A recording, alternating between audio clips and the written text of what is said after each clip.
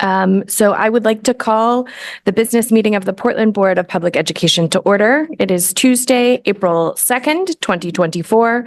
We are meeting in a hybrid format with some members here in person and some joining by Zoom. Just a couple of notes about our student reps tonight. Student Rep McDonald is at a sailing commitment. Student Representative Rosado is on a trip to Arcadia with Casco Bay High School. And unfortunately, Student Rep Muriwa had to leave us because her family relocated to another state. And so we're going to be welcoming a new student representative from Deering named Anya Hayden, hopefully at our next meeting. But Student Rep Muriwa was just very grateful to all of you for everything that she learned before she had to move. And I also know she was a cabinet member at the Deering BSU and just held a really big space there. So just want to honor her and all that she gave to our district. And then we have Representatives Ali Noor joining us remotely tonight. So Deputy Superintendent, can you please call the roll? Yes, good evening, everyone. I'd like to begin with Member Ali, Vice Member Bilyeu, Vice Chair Bondo. Présente. Member Bryden. Here. Member Figdor. Here. Member Grant. Here. Member Noor. Here. Member Opperman. Here. And then Chair Lentz. Here. Thank you very much. Hold on just one second. Now we're going to do the Pledge of Allegiance. Pledge of allegiance to the flag of the United States of America and to the republic for which it stands, one nation, under God, indivisible, with liberty and justice for all. Portland Public Schools recognizes the original inhabitants of the land on which our city and schools stand. The Wolastoqiyik, Maliseet, Micmac, Penobscot, and Passamaquoddy tribes, known collectively as the Wabanaki Confederacy or People of the Dawnland. We are honored to have Wabanaki children among our students today, and as a district, we are committed to making the past, present, and future of Wabanaki peoples visible in our schools and classrooms. As a reminder of our mission, the Portland Public Schools is responsible for ensuring a challenging, relevant, and joyful education that empowers every learner to make a difference in the world. We build relationships among families, educators, and the community to promote the healthy development and academic achievement of every learner. And our definition of equity. Equity is all people being held to high expectations and having access to opportunities that are reflective of their individual needs, identities, and experiences.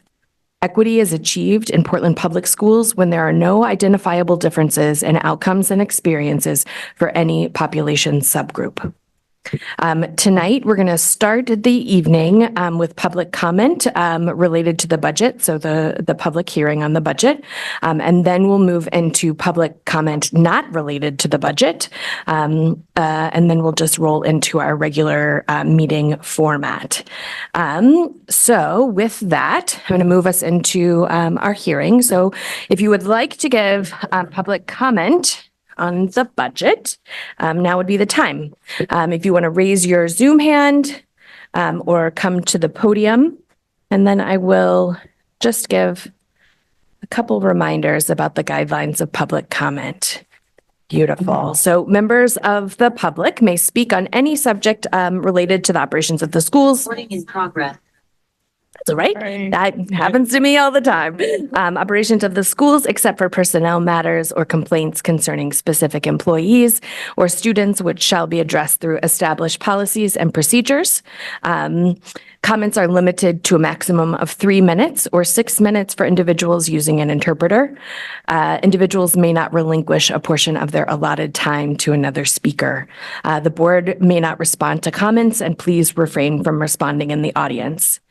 Speakers must refrain from engaging in disruptive conduct, including but not limited to using vulgar and/or obscene language, threatening others using words or by other actions, using pejorative or discriminatory language with reference to a person or a group on the basis of their religion, ethnicity, nationality, race, color, descent, gender, or other identity factor, making defamatory comments exceeding the allotted time limits, talking over or interrupting others, offering repetitive comments, and offering comment on matters unrelated to the school district's programs, policies, or operations. I will stop any public comment that is contrary to these rules. As I mentioned, to give public comment, you can raise your Zoom hand or come up to the podium. Please begin by introducing yourself with your name and address. I'll keep the time and we'll raise a yellow folder indicating that you have 30 seconds remaining and a red folder signifying the end of your time. All right, go ahead. Okay. This is like very Star Trek, this giant screen. My name's Hester Mishkin. I'm at 44 Yale Street in Portland, and I'm here tonight to encourage the board to take the recommendation of the Finance Committee to add back both of the extended learning opportunity coordinators at Portland High School and Daring High School. I want to share my direct experience as a parent, express my incredible gratitude for the life-changing impact this person has made, as well as express my deep concern for current and future loss without an ELO in place for Portland High School and Daring High School students as a taxpayer. Am I sound okay with the distance and the mic? Cool. I empathize with how very, very difficult budget cuts are. Believe me, and the need for the fundamental ABCs, but particularly for high school students, this is not a nice to have. This is a need to have. I would dare say that it's the 3 E's of exploring, experiencing, and earning both educational degrees, postgraduate, and income in the future. It is a program that, for this one position, that packs a tremendous life-changing punch. So the Portland High School website states one of its core values that the city is our campus. This was a big pull for my daughter in choosing it. Portland High School has easy access to all the city has to offer: law offices, hospitals, media outlets, arts, engineering firms, et cetera, et cetera. Through our robust community-based learning initiatives, we match students with their interests and help ignite their passions, unquote. The ELO coordinator, the Extended Learning Opportunity Coordinator, in this case, it's Andrea Levinsky, is the vital link that makes this happen for Portland High School students and Daring too. Without her, I can say from my firsthand experience, my daughter would not have an internship in a prestigious, world-renowned research facility this year, which is her passion. My daughter, a junior now at Portland High School, has long had a passion for the oceans growing up here on the coast of Maine. And that has, over time, after some summer learning experiences and courses, developed into an interest of, hey, this could be my career choice. And she really feels that she wants to help save the coast of Maine with its faced with current climate change. So she on her own reached out to places around here like the Gulf of Maine Research Institute, really reputable, but they were unable to offer her any type of internship. Mostly they're really set up for college students. However, she started meeting with Miss Levinsky this fall. And through her steadfast dedication and doing what she does so well and treating each student with such importance, I know that she set up 50 internships alone this year so far. She's coordinated with her and another partner an internship with the prestigious Bigelow Labs, world-renowned, doing incredible work. And she's being overseen by a researcher, a PhD level, who is also an adjunct faculty member at the prestigious Northeastern University, which she would really aspire to go to. It's very, very competitive. So she is now doing a spring internship. She's spending time every week doing the actual work that a marine biologist might do, something she didn't have a chance to do. It's taken something from the abstract. Oh no, I really run out of time. Like a few more seconds? Shoot. Oh my gosh, I'm so sorry. Well, I'll say this is a must in today's world. Maybe I'll send in when writing all the overwhelming research. This is life-changing, and please don't cut this program, what these people do. Thank you. Thank you very much. Sorry to get over long-winded. No, I love the care. We're going to go on Zoom right now to Mac Waybright. Yes, hi, can you hear me? Yeah, go ahead. Excellent. Okay. Hi, I am the youth culinary instructor in Westbrook at My Place Teen Center. And I work closely with Andrea Levinsky, the Extended Learning Opportunity Coordinator Counselor. And I just want to express what a valuable asset she is. She's an incredible person, and she connects students at Portland High School with My Place Teen Center. And they go through a 10-week culinary program. They learn cooking, they learn life skills, they learn serving. It is run like a restaurant situation. And she has referred a lot of students here. She has sent a lot of students here, students that need structure, that need a place to belong, students that are into cooking.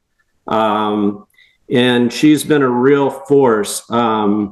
She has sent countless new Mainers here, new Mainers that are working on their work permits that aren't able to work yet in this country. And she has connected me with them. She's even brought several new Mainers over on the city bus line, on the metro, because a lot of them don't speak English, and she's shown them, taken them here to just show them the bus route. She's really gone above and beyond to champion equity in the city, and she's really been a champion of the new Mainers. So a lot of these people that are coming here are food insecure, need a place to go, not to be on the street, to stay out of trouble. And like I said, when they're waiting on their work permit, they're awarded a stipend for their hard work. It's treated just like a job.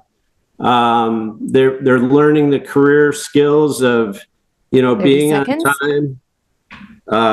And she's really done a lot of good. They get to cook their own food. They get to eat the food that they make. So this is a really wonderful thing that Andrea Levinsky, the Extended Learning Opportunity Counselor, is doing.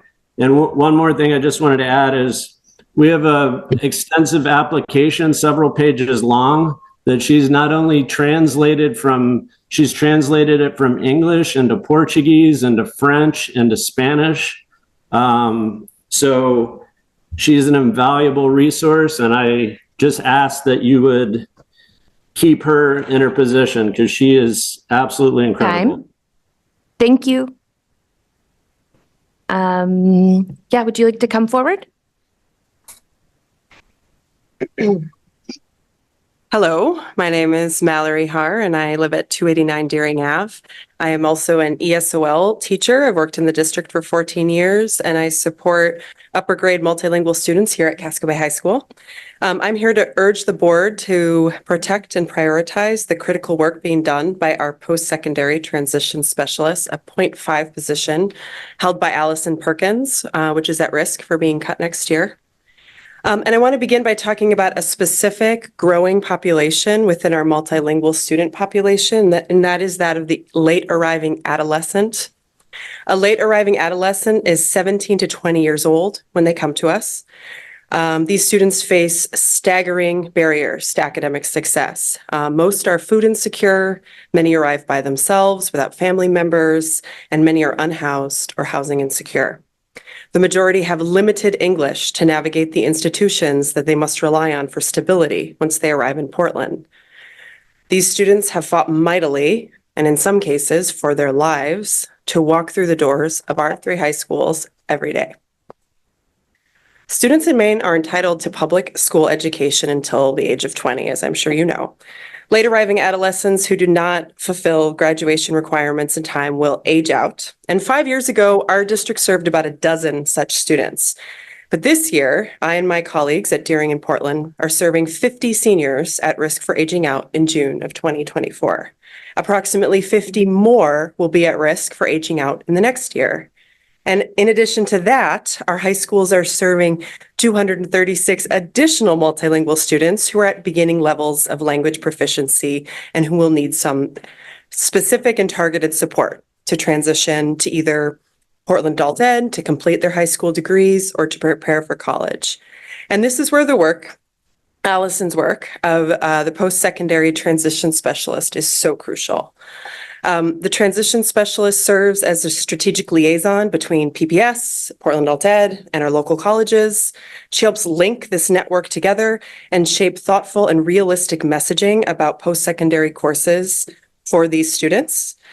And I can vouch that when students arrive at Adult Ed, Allison is there as their chief coach and cheerleader, literally greeting them at the door, helping them navigate yet another new system. Having boots on the ground in both Portland schools and Adult Ed, hers is the only position designed to advocate for these students specifically and make all of our schools more responsive to their needs. Cutting this position and relegating this critical work to individual schools would undoubtedly result in inefficiencies as well as inequitable outcomes. I'll end by saying I'm so proud to work in a district that bases its strategic plan on equity and achievement for all learners.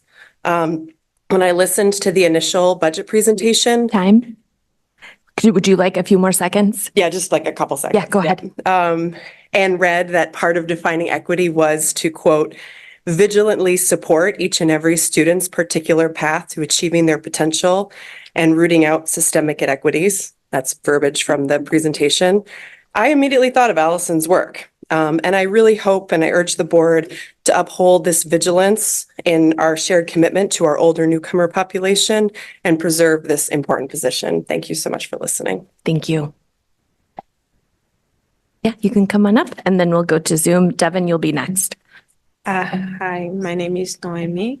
Can you come a little bit closer to the microphone? You may have to bend down a little bit. Yes. Hi, my name is Noemi, and I'm from Angola. I'm a Portland Adult Ed student. So I took a test and I went straight to LS level 5, and I'm learning English, and Miss Ellison is helping me to do that because she advised me about what I need to achieve my goals. And I'm so grateful because she's helped me a lot. And a few weeks ago, we went to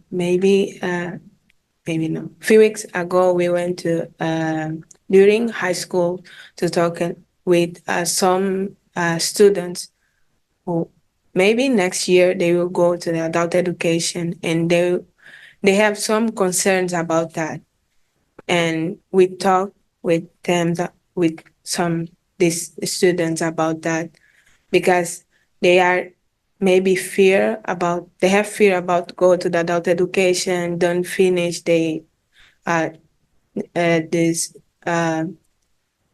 don't finish school and don't go to the college, but to go to the college is necessary improve English and keeping improving.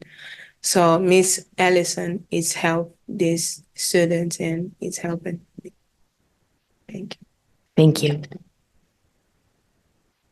We're going to go to Devin next. Go ahead, Devin. Can you hear me? Yep, go ahead. Awesome. Good evening. My name is Devin Shaughnessy. I'm an alumna of Casco Bay High School and a current translation student in Montreal. And I'm here to speak in defense of the World Language Specialist position, which includes the coordination of the Seal of Biliteracy, which is set to be cut in next year's budget. When I was a senior in high school, I did my capstone research project on English-only education, both nationwide and in Portland Public Schools. The focus of my project was originally on the impact of the deficits of our language instruction practices on native English-speaking students, like myself, learning a world language. However, my research quickly revealed that the students who are the most impacted by this devaluing of language education in Portland and nationwide are actually ELL students. The fact of the matter is, in Portland Public Schools, a district where a third of students speak a language other than English at home, and where nearly 60 languages are represented, multilingualism is at best underutilized as an asset and at worst treated as a deficit. In an interview I conducted with Mallory Har, an ELL teacher at Casco Bay High School, who you heard from earlier tonight, she explained to me that the way that ELL instruction is currently delivered in our district as a pull-out class frames it oftentimes as remedial. These classes effectively segregate ELL students from the rest of the student body, which allows content teachers to ignore the unique linguistic assets of this population. Also, to make matters worse, world language classes, which are great opportunities for ELL students to demonstrate their linguistic skill set, have already been undergoing budget cuts in the district for years. 5 years ago, the world language program in elementary schools across the district was gutted almost completely. Just recently, King Middle School saw cuts to world language teacher positions, and in the high school, Chinese as a world language option was completely eliminated. In our district, the seal of biliteracy remains one of the only ways that the multilingualism of our ELL students is formally recognized and celebrated. In fact, Anne-Marie Orth, who's the current holder of the seal of biliteracy coordinator position, did the math. In Portland, 60% of those who earn the seal of biliteracy are heritage speakers who are predominantly students of color. I want to end my testimony on a personal note. I currently study in a 100% French-speaking department here in Montreal, in which I am one of only 4 Anglophones. Before studying somewhere where my language was not the dominant, I didn't understand how easy it would be to begin to devalue my own bilingualism, like how easy it was to get down on myself for not processing information as quickly or for not speaking 30 as seconds. eloquently as my peers, as opposed to being proud of studying in my second language. It was and still is in these moments of recognition of my bilingualism as an asset, like when a peer asks for help translating an email or when a professor gives me a look asking me to verify an idiomatic expression, that I feel proud to be bilingual instead of desperately trying to assimilate. Obviously, my experience as a young adult studying in a Francophone province is not comparable to that of a child studying in English by obligation in Portland Public Schools, but the principle is the same. The recognition of multilingualism as an asset. Devin, would you like about 10 more seconds? I would, thank you. By cutting the seal of biliteracy, the district would be depriving multilingual students of one of the only opportunities for this asset to be formally recognized and celebrated, which would be a major blow to an already marginalized group. I implore you to consider this before eliminating the seal of biliteracy coordinator position. Thank you. Thank you. Up next, we have Pat Crowley-Rockwell. Go ahead, Pat. Now, can you hear me? Yeah, go right ahead. Hi, I'm Pat Crowley-Rockwell, and I live on 40 Welch Street on Peaks Island, and I have been, I've done a number of things within the Portland Public Schools for the last 40 years. But tonight, I'd really like to speak about technology, and I want to hit it in 3 different ways. Technology is really important in all areas of the world. It is education around technology starts in the schools, in the classroom, and the teacher and the students. Where does the teacher get the support and inspirational coaching? It's really from the BTCs. Where does the BTC get, or building technology coordinators, where does the BTC get the support? From Courtney Graffius, the technology integration coordinator. Teachers and other staff who are already well burdened by new curriculum, by many things that are just pressing in on them, rely on the BTCs, as well as also the computer technicians, which is the 3rd area, to keep the technology devices and the resources at the forefront. We have so much resource within our technology, and we're not able to use them. They might be sitting, they might just be not working. So we need to really think about those 3 areas. The BTCs know the school. They are in the school. The BTCs are available to help. They support the integration. They are the face of integration. They are the face of technology, and it's the first line of defense. They provide information to keep our students' safety using technology in schools, and then ultimately in the community. The technology integration coordinator, the BTCs, and the computer techs, all 3 work behind the scenes to keep our students learning, practicing, and growing. And as they use these tools in responsible ways, they are becoming the digital citizens of the future who will continue to impact all of us, whether in hospitals, whether in research facilities, whether just communicating around the world as global citizens. They will really impact us and our future as well as theirs. So I ask you to think about, I know it's difficult, but to think about how we can continue to support the BTCs, the computer technicians, and the district integration coordinator so that our students can have their best possible use of technology, starting from kindergarten all the way through high school. I thank you. Thank you, Pat. Go ahead. Hi, I am Wendy Toole. I live at 288 Clifton Street, and I'm a teacher at Deering High School, ESOL.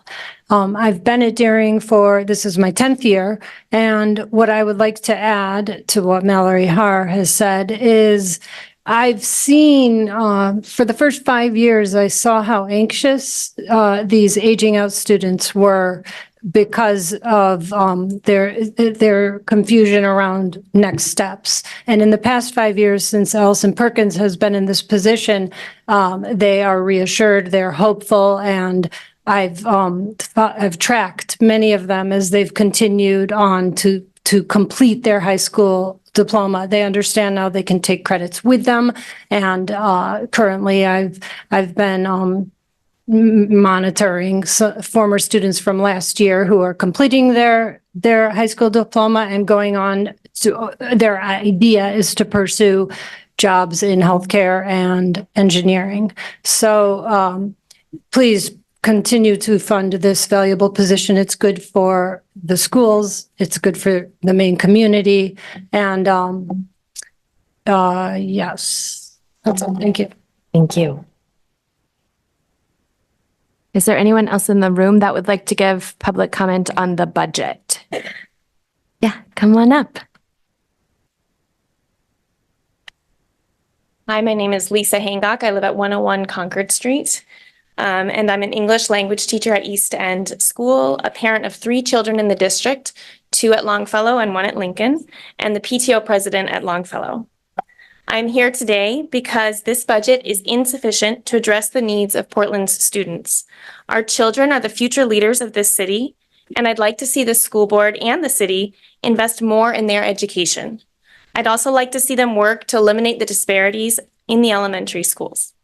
As it is, the district does not have the resources it needs. I see this firsthand in my teaching role at East End, and it is clear from comments from staff and parents at other schools that elementary schools around the district are at capacity, with overcrowded classrooms, high rates of poverty, and students with high needs. Meanwhile, the elementary school that my own children attend, Longfellow, continues to lose enrollment as the neighborhood gentrifies.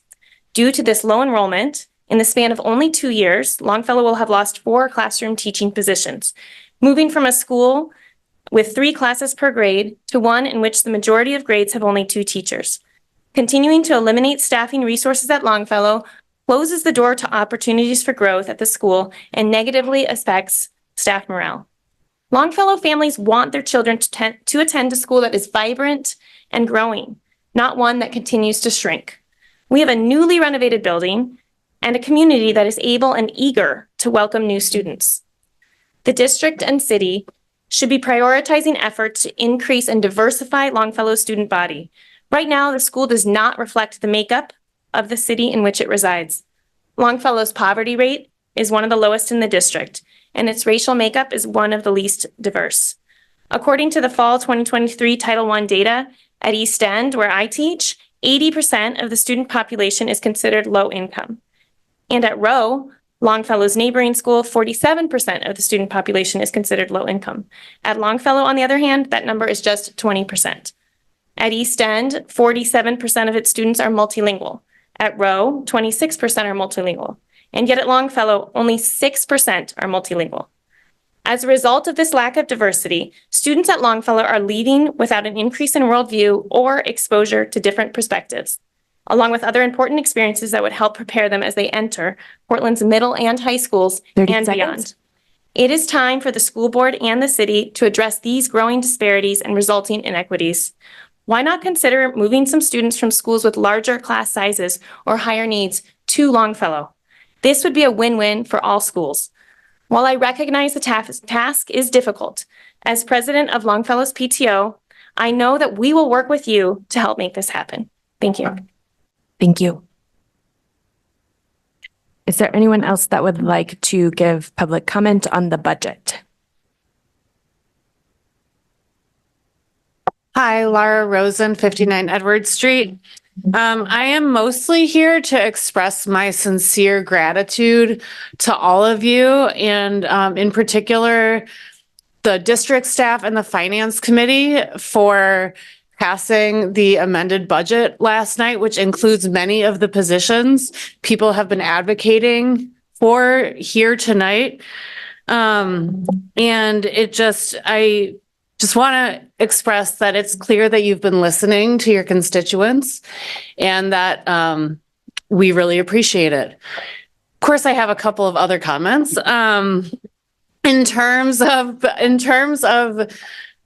positions I would like to see reconsidered for reinstatement in the final board vote, I think Devin made a really, really strong argument for the ESOL and World Languages Coordinator, 0.5 position that was in Board Member Figdor's amendment, one of them.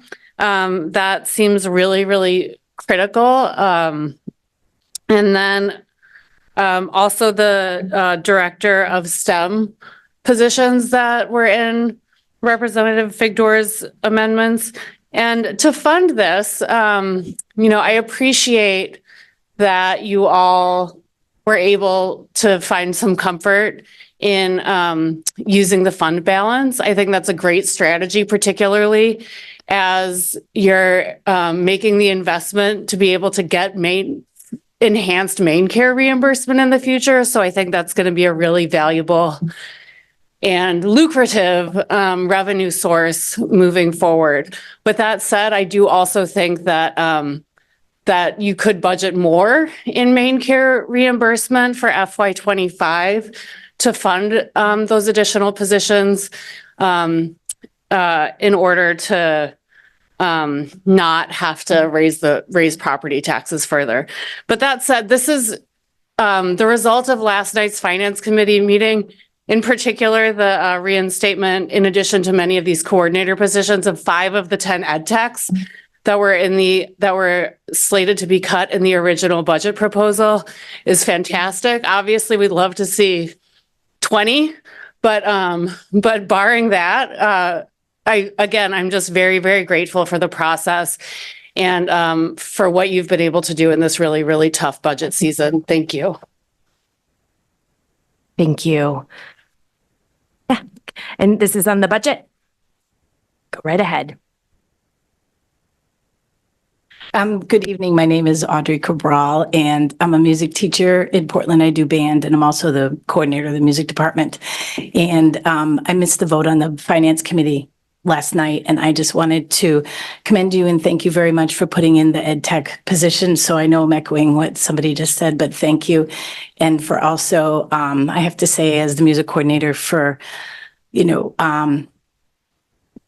acknowledging the importance of arts in the education in Portland schools, specifically as a 35-year veteran in Portland schools. So thank you very much. Thank you.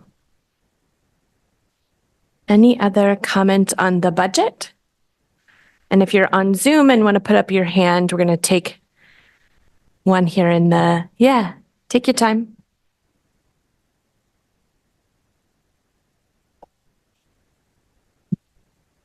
Hello, everyone. My name is Shekina. I'm from DRC. I just want to introduce myself. I'm from DRC. I was during high school last year, and I moved to adult education to follow my goal, which is an anesthesiologist. And then teacher Alison and Tool helped me to follow my goal and to reach that. And I appreciate it to work with them. They are a good person for me. And then I would like also to continue with that. If you can also show me the good way that will be fine. Thank you so much. I really appreciate it. Thank you.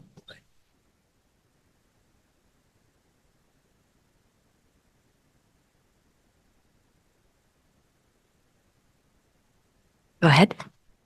Hi, I'm Allison Perkins, and I've been in the district for probably close to 20 years, taught high school, teach adult ed. I wanted to speak on behalf of my colleague, Emery Orth, but most importantly, her position. And as the world language and syllabi literacy coordinator, in my class at Adult Ed right now, we're reading Born a Crime by Trevor Noah. And he has a chapter in it called Chameleon. And there was just a fantastic quote from that chapter. And he says, language brings with it an identity and a culture. And his task during being born in apartheid, half white, half black, and having to navigate, he found the singular tool that allowed him to be able to find the success he has was language, of being able to understand other people and to make connections. And I feel that Portland is just completely poised to take advantage of our linguistic assets. And the syllabi literacy is a very powerful way to leverage both heritage languages and world language skills that our students have to enter into the global world that we tell them we're preparing them for. So I'd ask you to strongly support that continuation of that position. Thank you. Thank you. Anybody else comment on the budget?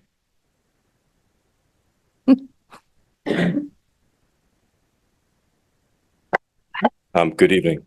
My name is Rowan Henry, 929 Forest Avenue. Make It Happen. I'm the Make It Happen director.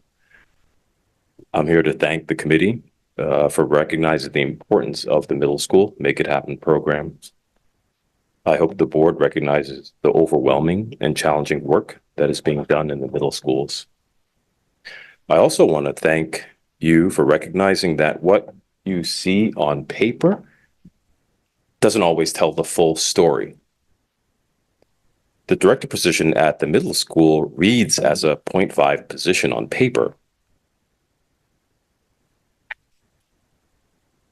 But the real-time problem-solving, academic heavy lifting, and community building that occurs in the middle school requires more than a quote half-time position.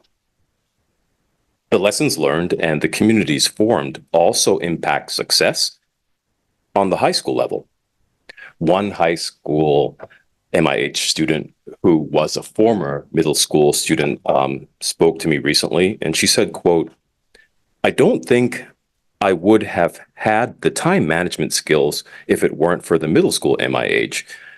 I feel more confident in what I know and what I'm going to do next." Fully supporting the MIH program, middle school program, should be our priority. Thank you. Thank you.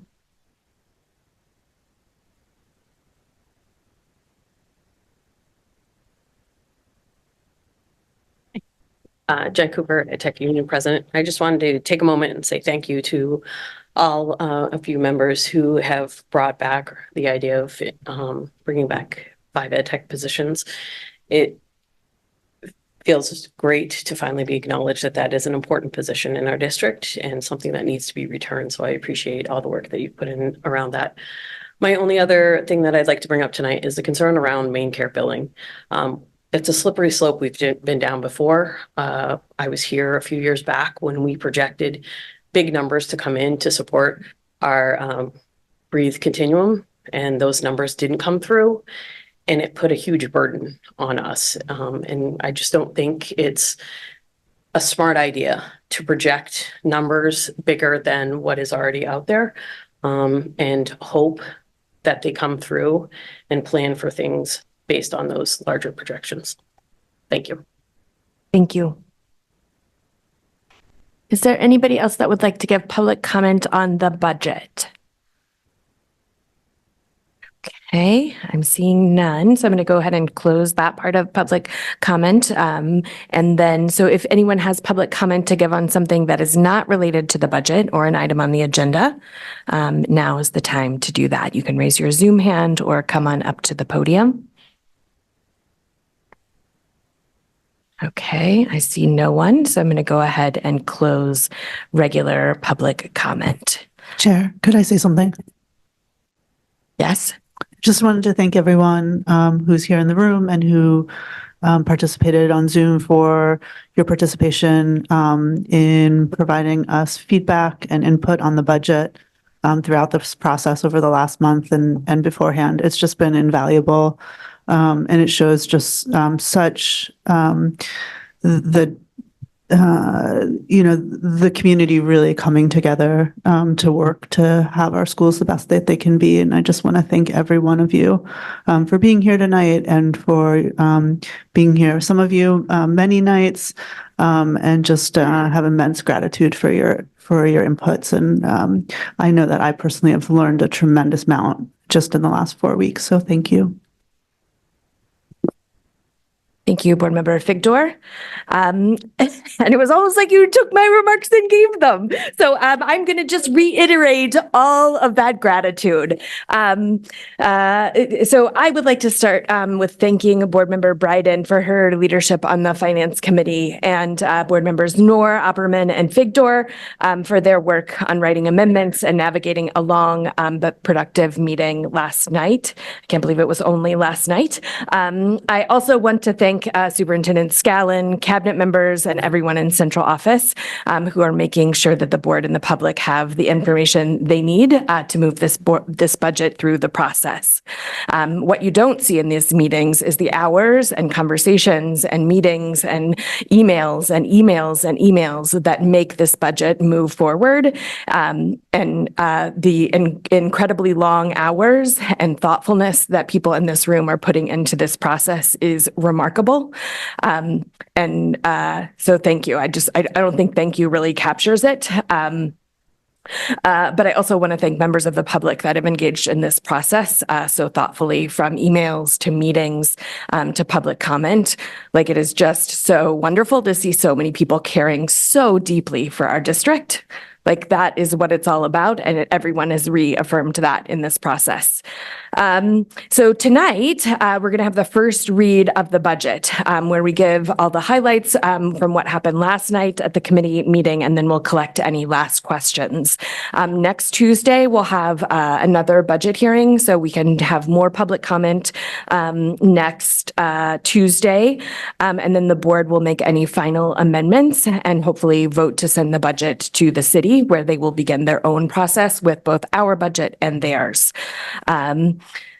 To the board, I encourage you to think about the following questions as you prepare for any final amendments for the meeting next week. I encourage you to think about, how will this amendment impact our commitment to equity? For additions to the budget, is this addition financially sustainable beyond this year? And if so, how? How will this amendment add to the overall budget, both programmatically and financially? And how will it set us up for success or challenge next year and beyond? And finally, have you worked with anyone else on the board to understand where commonalities might lie in your amendments and work together to create a stronger proposal? Again, I just want to thank everyone in this room listening at home and everywhere in the district for their engagement on this budget so far. And just to note, Superintendent, I didn't take any of the good news this week, so I hope you left it in your presentation about highlights. And no, I did. Okay, I'll double up next week. Okay, so I'm going to hand it to you to do your report. Thank you. Yes, good evening, everyone. We anticipated a number of public comment and then discussion around the budget. And so we have just a short superintendent update tonight, which is continuing our commitment this year to progress monitor the objectives we started at the beginning of this year. And so I'm going to pull this up, and I'm going to be joined by Dr. Warren, and we are going to tag team our presentation tonight.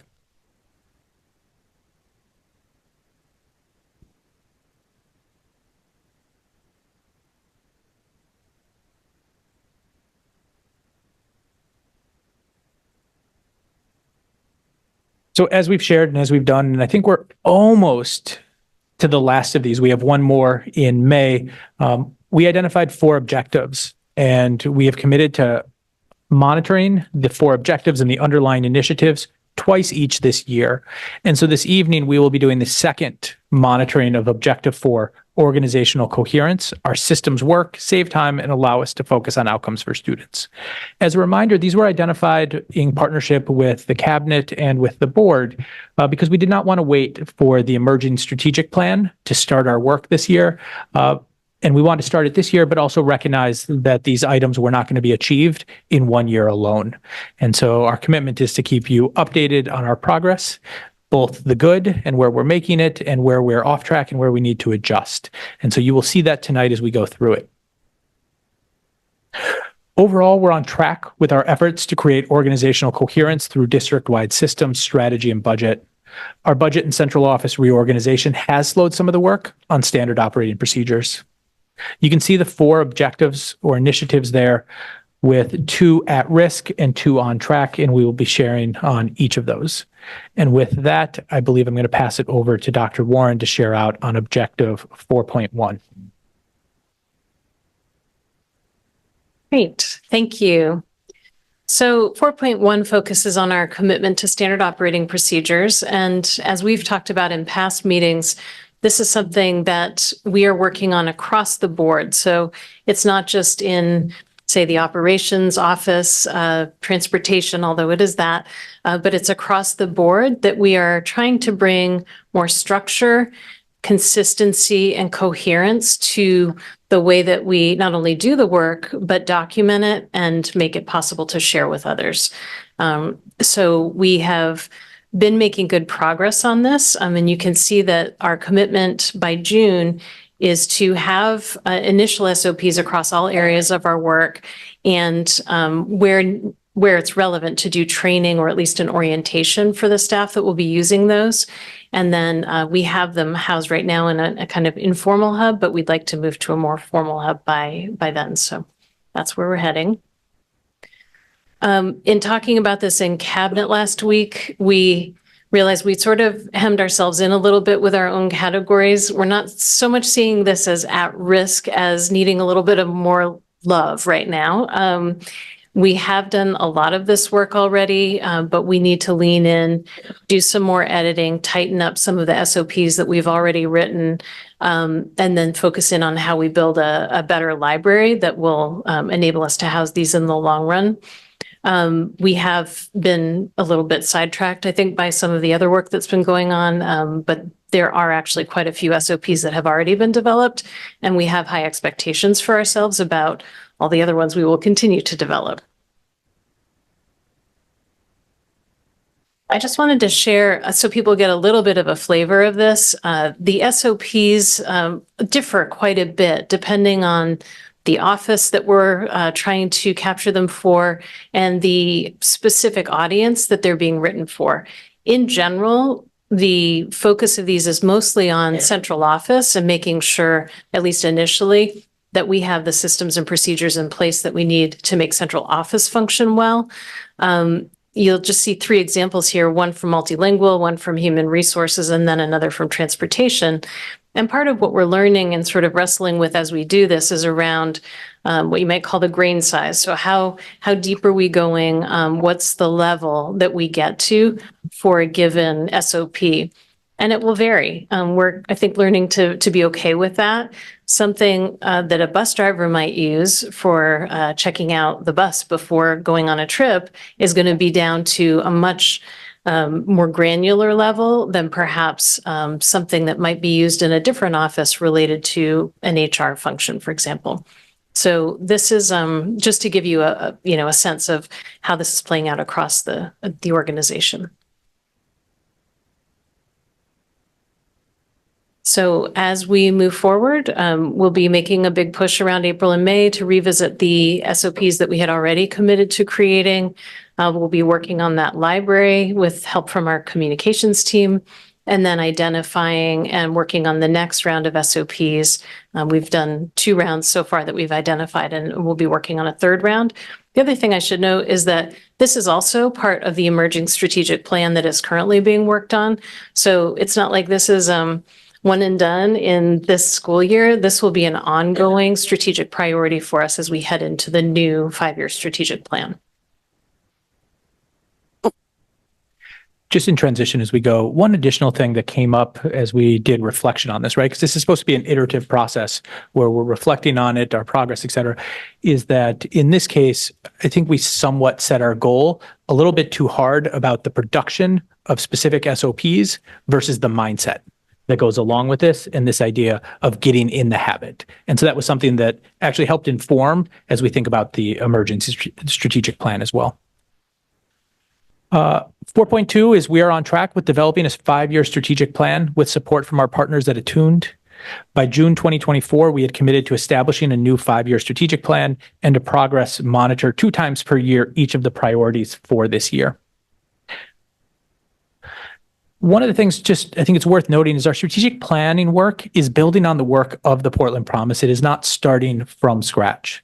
And so for those previous progress monitoring, we found that actually doing a little bit of context was helpful. And so just to orient us, the Portland Promise was established in 2017, and its theory of action, and I read this because I think you'll see a similarity to the emerging, is the theory of action was if PPS intentionally engages its community and attracts, supports, and retains a strong and diverse team of people who hold all students to high expectations in academics and social emotional learning, then all PPS students will graduate prepared and empowered to pursue their personal goals. And at the time that it was first proposed, there were 4 buckets of goals around achievement, equity, whole student, and people. And as we fast forward to the emerging plan, you see that those 4 continue to live here and continue to be built on as we continue the journey of equity that we're on. And so you see equity, achievement, whole student, and then people. And then you see in here the addition of systems and really thinking about what are the systems to make sure that we're monitoring and achieving the equity commitments that we're making. We're on track with this goal. At this point, our steering committee has completed its work. We've established priorities and aligned a sequence of initiatives. We have mission measures to determine progress at the end of the 5 years, and we're developing 1-year action plans for each of the first-year initiatives. Current challenges is probably the wrong way to state it. It's what's the work right now. So we're determining our community or continued community engagement plan. So how, now that we have the plan, are we thinking about engaging the community to get buy-in and continued support? And then there was so much work through the listen and learn and the steering committee around this collective work that it's how do we maintain that? How do we not all of a sudden go back to being insular and just the work of district staff? Key pieces here I just want to highlight as we come to the end of the development is we'll have a board workshop on April 23rd at 6 p.m. to work through this in partnership with Attuned. We're going to develop and implement the community engagement plan starting in May and then finalize with board approval in May as well. 4.3 seems very meta at this point. Its planning for this fiscal year, 2025, has been challenging as anticipated. We are building structures that will help us do this better in the future. And so this is where we had committed by June of 2024 that we'll make a transition to a new payroll system, that will establish standard operating procedures for the submission and approval of payroll, and we'll have developed and approved a balanced fiscal year budget. That feels like that's where we're at right now. Overall, we identified that we're on track, but still have significant work in this area, and especially as we move from some of the work with the implementation of ADP and the budget to all of a sudden going from that to needing to act on it and our hiring season and implementing the new structure that we have. So overall, you can see a couple of updates. ADP is up and running, and our run time every time is meeting industry standards. And we do have the working budget, and I do anticipate vote and movement on that next week. Some of the current challenges is that we continue to have struggles with ADP around setting up the reporting to make it streamlined for Maine PERS. We did a meeting with our Barry Dunn consultant last week, and then again this week. We'll have it on Thursday in partnership with Maine PERS, with our MEA partners, and with PEA at the table to continue to monitor our progress towards updating on Maine PERS. Just as a piece there, I just want to highlight, our payment to Maine PERS is up to date. And so we have made all of the payments. What we continue to do is work with Barry Dunn and our partners around the table to make sure that we can accurately reconcile what was their pay in our system to what Maine PERS recognizes. That's complex and hard, especially as we think about the payroll challenges that happened last year and what that did to our payroll data. And that's why we, at the beginning of this year, committed to bringing in an outside accounting firm to do this work. Last Thursday, they shared a file with Maine PERS, with PEA, with MEA. We reviewed it. And I think we're on track to have an action plan next week to be able to get this implemented. And so I'm just going to quickly fly through this because this is an update that you've seen a number of times, but we always just put our action steps here. So anticipate board approval of the budget on April 9th and the city council approval on May 20th with the voter referendum on June 11th. That piece around the hiring. So we're aiming to have our seniority lists finalized by April 9th and posting of vacancies, hopefully earlier than the 15th. But there's a combination of both current vacancies as well as new that come from movement.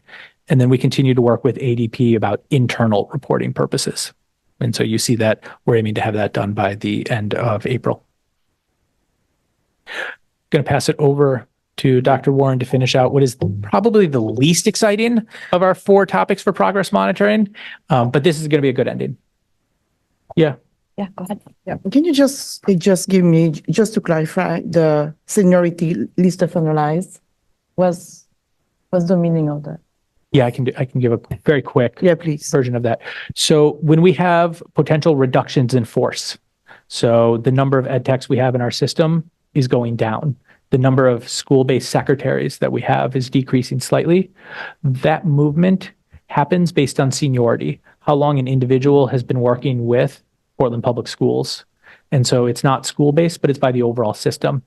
And so we've been working in partnership with our union leaders on those lists and making sure that we're really clear about exactly how people would move.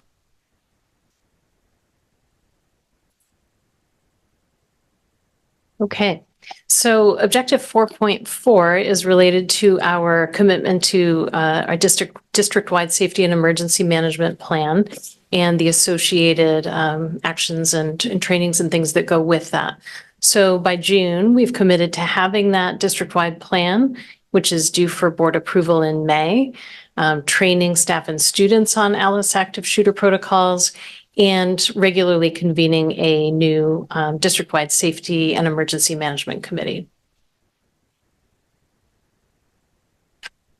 So just as a reminder, this is one part of a larger commitment to our school safety framework, and Deputy Superintendent Townsend and several other colleagues presented on other pieces of this just recently, sharing some of the work that we're doing around school culture and climate, things like restorative practices, social emotional learning.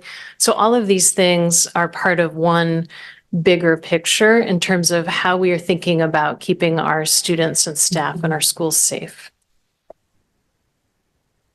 So again, I don't know if at risk is exactly the right way to say it, because we will have this back on track very soon, but it is, I would say it has slowed and we're not quite where we had wanted to be right now.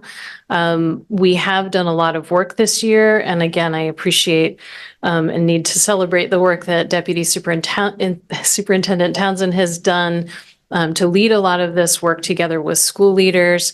Erica Bulware, our sort of social worker extraordinaire, has done a huge amount of work in thinking around this, along with a lot of other people, as well as our partners from Portland Police Department, who've been really incredible about coming out and visiting our buildings and doing additional trainings with our staff.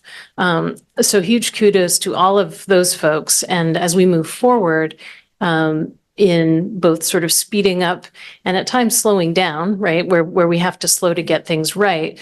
That work will continue to be very much a partnership, and we'll need to involve people from not only across the district, but our city partners as well. I think one of the key things that we're really working through right now is building those connections within that triangle between some of the work around things like culture building, restorative practices, focusing on how we make sure that there are strong relationships among students and between students and staff that can help prevent some of the things that might happen, or create enough trust so that a student might report to a staff member if there's a concern. So that's part of what we're thinking about and working on as we move forward in this process. So we're going to be doing a lot of work in April, condensing some of what we had hoped to get done by now, focusing on reviewing the draft comprehensive management plan that we had brought to you back in November, to have that ready along with some standard operating procedures for the board when we review that policy EBCA in May, as well as rolling out the training for our students at different grade bands, and following up to ensure that we have that safety committee meeting on a regular basis, not only this year, but into the future. So that needs to be ongoing. And can I just jump in here, being cognizant of time, is that we take a break and a pause in the meeting here, and then come back for questions. Yeah, so we'll take a 15-minute break and we'll be back at, what is that, 7:20. Thank you.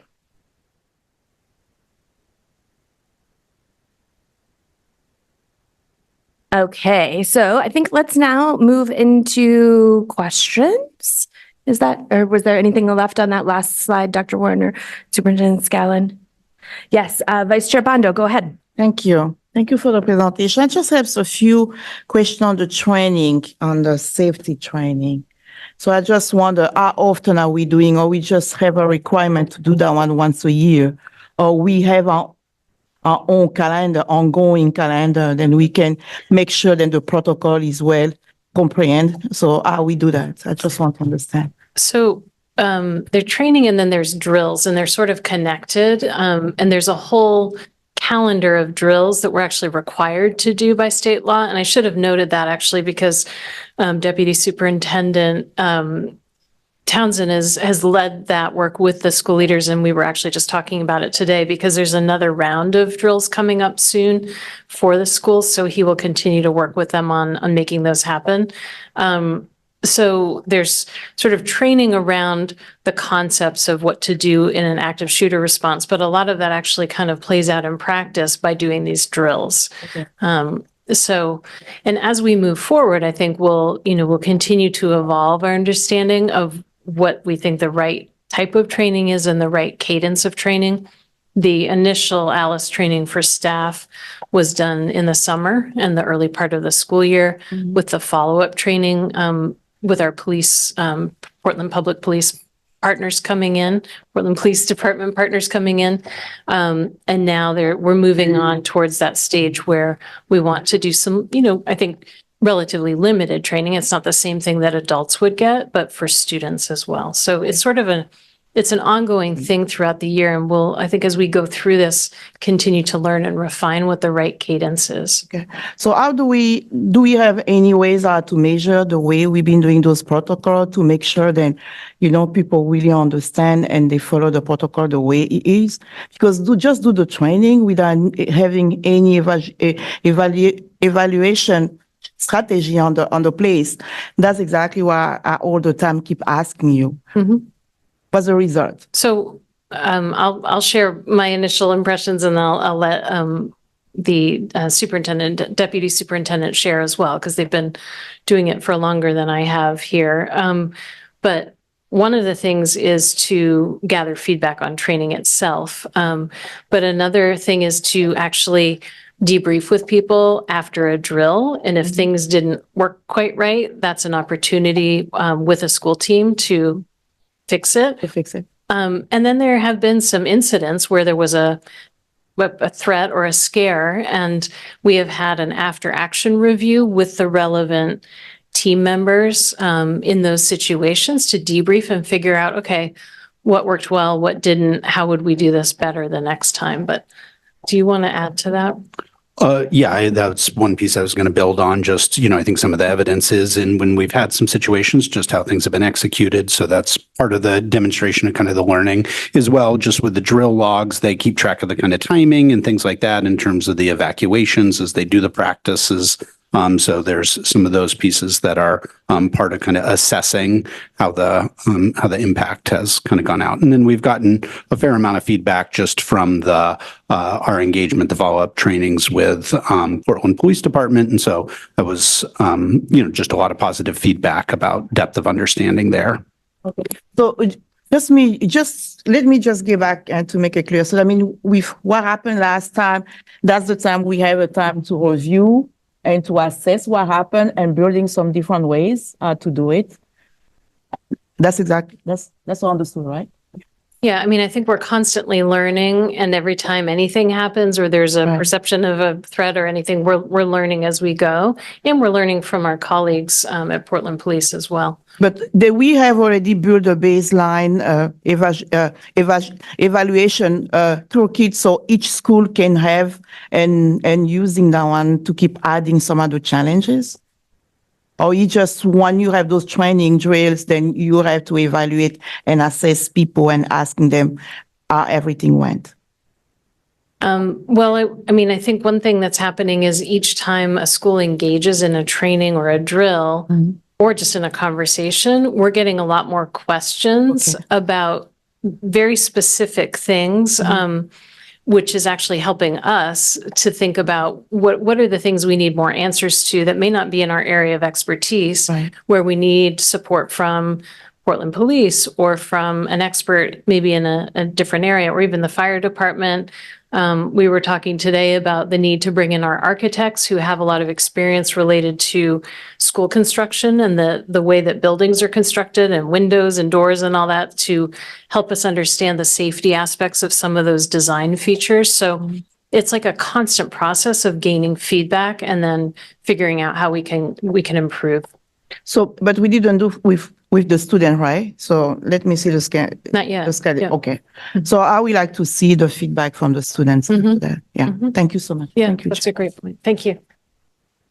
Go ahead, Board Member Bryden. Thank you, Chair. Thank you so much for this update, this information. I actually think that maybe the SOPs are the least exciting.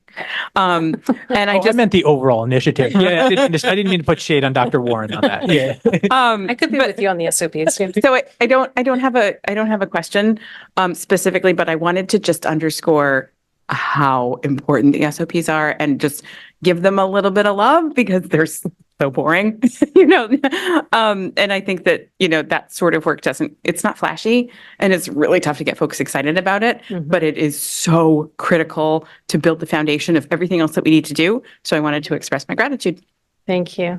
Yeah, and I would just sort of emphasize again what Dr. Scallon said in terms of it's not just the creation of the SOPs or even introducing them to people. It's really making that the culture that we live by, and we're not there yet, definitely. So I think we're pretty humble about the work ahead on that front.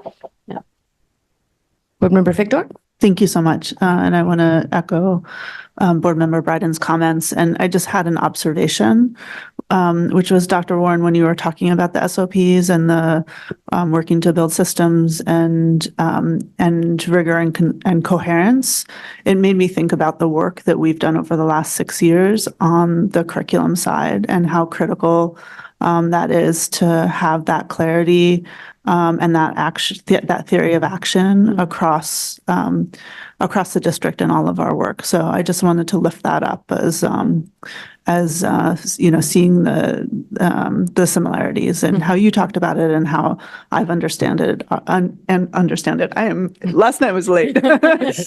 Understood our investment in building up our core curriculum that has similar merits. Yeah, so thank you. That's a great parallel, and it gives me hope we can get there. Other questions from the board?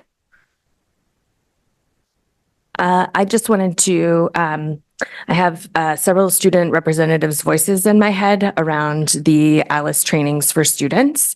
I'm excited to see that they are rolling out nowish, but I am just I know that we don't have another update on this, but it does feel important to understand what that looks like and how we are getting feedback from students to understand whether or not they feel prepared based on this. So if there is more detail you could share about that, I would be very interested in hearing that, and I'm sure students would as well. I think what we should commit to on that is, instead of projecting out what we anticipate, is share out in a superintendent update, not as a progress monitoring, but to have Dr. Warren join us and share it as an update once it happens this spring. So we're able to share, here's what happened, and here was the feedback. Great. Thank you. Any other questions? Okay, then I think we can move along. Anything Sorry, else? I had a question. Oh, sorry, I missed your hand. Board Member Bilio, go ahead. Can you explain to me the process of explaining one of the in-person trainings to multilingual students? Like if there's a bunch of them, because I know obviously you have targeted information for each family or person, but when how do they do group training for in school trainings?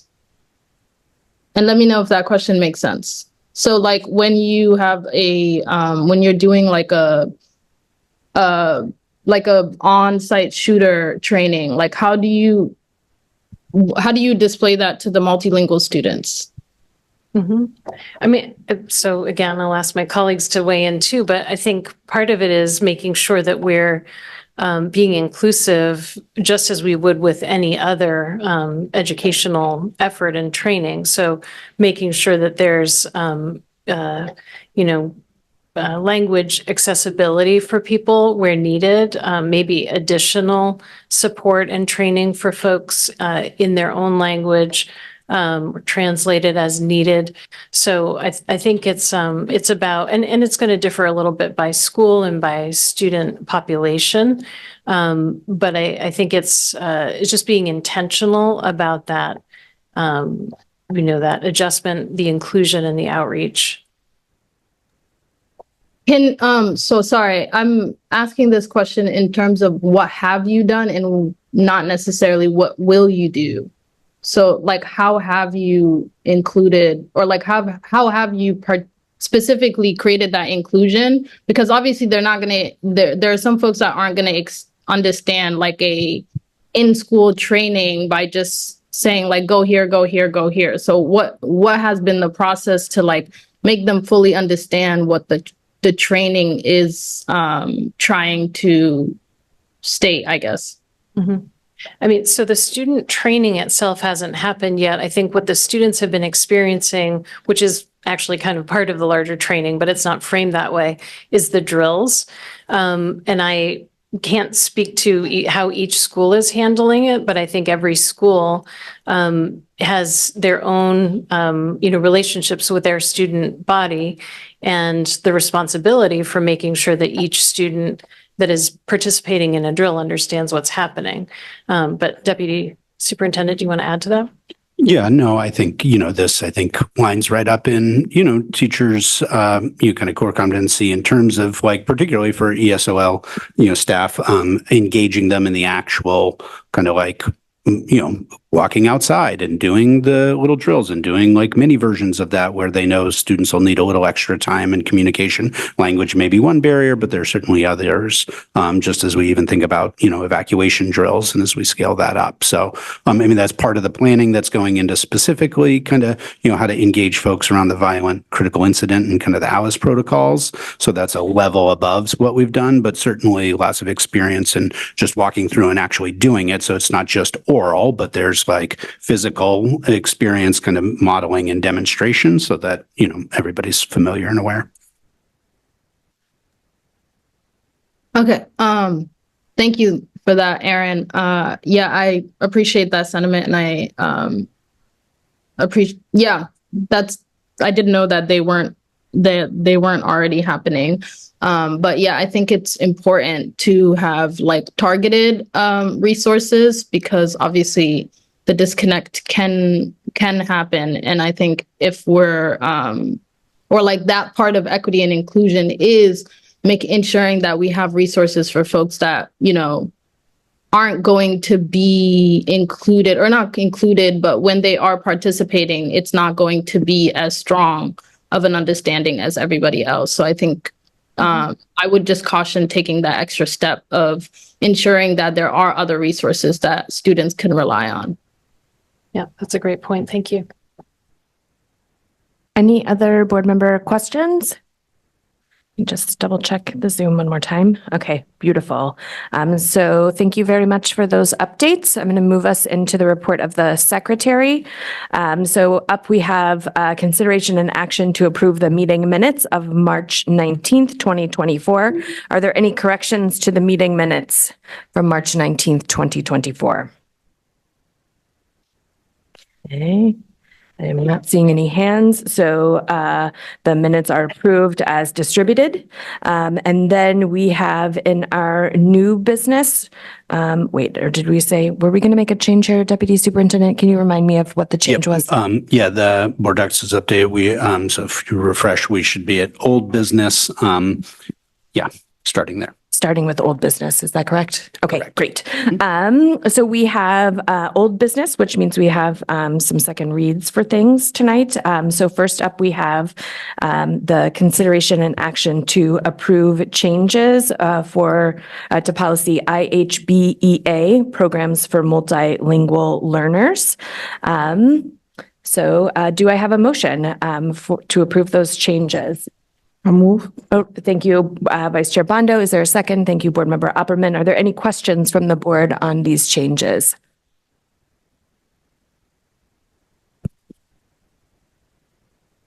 Okay, I see no questions. Any public comment? Okay, I'm going to close public comment. Any general discussion from the board? Okay, seeing none. Then by roll call vote, please indicate whether you are in favor of this action to approve changes to policy IHBEA, programs for multilingual learners. Deputy Superintendent, will you please call the roll? Member Ali, Yes. Member Bilyeu, Yes. Vice Chair Bondo, Yes. Member Bryden, Yes. Member Figdor, Yes. Member Grant, Yes. Member Noor, Yes. Member Opperman, Yes. Student Representative Knight, Yes. and Chair Lentz. Yes. So the motion passes with the students voting with the majority. Up next, we have the consideration and action to approve sabbatical requests for the 2024-2025 school year. Do I have a motion to approve the sabbatical request? Thank you, Board Member Bryden. Is there a second? Thank you, Board Member Grant. Any questions from the board? Go ahead. I had requested the rubric, and I don't see it here. So I don't necessarily need to see the detail, but I don't have, I saw Ms. Lamb's proposal, but not any staff analysis of how it fits into our sabbatical policy. And that's not in the board member memo either. So yeah, maybe it's in the board update. I was just so budget focused. Okay. The rubric tool is in the board update. We didn't last year share the full rubric, but I have both the staff member as well as Jesse Robinson, our director of curriculum. And Yeah, I'm just hoping to have some staff level like some insight into your recommendation, which I don't think I haven't seen so far. So I apologize if I missed it in the board update. So I have Jesse Robinson is online to kind of cue that up and give context to that, as well as Rosalie Lamb, who is our sabbatical applicant. So I'm really just here to cue that up because they are both virtual this evening. So Jesse, are you there? I'm here. Hello, everyone, and good evening. So I'm Jessie Robinson, Director of Curriculum Assessment Instruction. I'm excited to introduce Rosalie. She's going to say a little bit about her sabbatical. We did go through an internal process to approve this based on the rubric, and we've never shared that in the past. I think my understanding is that we have our internal process, and then it's up for board approval based on budget considerations. So that was my understanding. So I'm very proud to work for our district that has a sabbatical process where we can honor the work of teachers who have dedicated so much of their professional careers to the Portland Public Schools. Ms. Lamb is in her 15th year teaching at Portland High School, and she started the engineering program there in 2013. Her sabbatical proposal is, a half of a year sabbatical to reflect on her work so far and bring that program into even more alignment with our equity goals as a district. And I'd like to turn things over to Ms. Lamb to say a little bit more about it.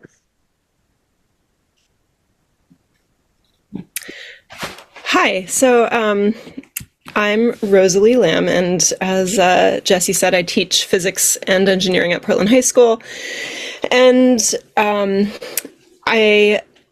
this is something that I've just been thinking about for a while, and I've tried multiple different things here and there, but haven't really been able to give it as much attention as it really needs. So I would like to update my curriculum in a couple of ways. One, I've always struggled to recruit enough girls or even just any non-gender, gender minority students. And I've tried all sorts of different events and things, and it hasn't really had any effect. Pretty much holding steady at about 10% of my classes are females. So I want to try and hit that a little bit harder and see if I can change that. And the other thing is that the curriculum is, it doesn't address a lot of the issues of our day, whereas engineering really should and can. So I would like to just revamp the curriculum and the projects and the topics to include more that addresses climate issues and more that addresses social justice issues, global issues, so that it's more relevant to students and more relevant to a wide variety of students. Awesome. Are there any questions from the board? Let's go board member Upperman and then Figdor. Not so much a question, but as a science teacher and knowing how hard it is to create and modify curricula, bravo. I'm glad you're doing that, and particularly for getting young women into the program, because the encouragement has to keep going. So I appreciate it, and I thank you for doing this, and have a good time.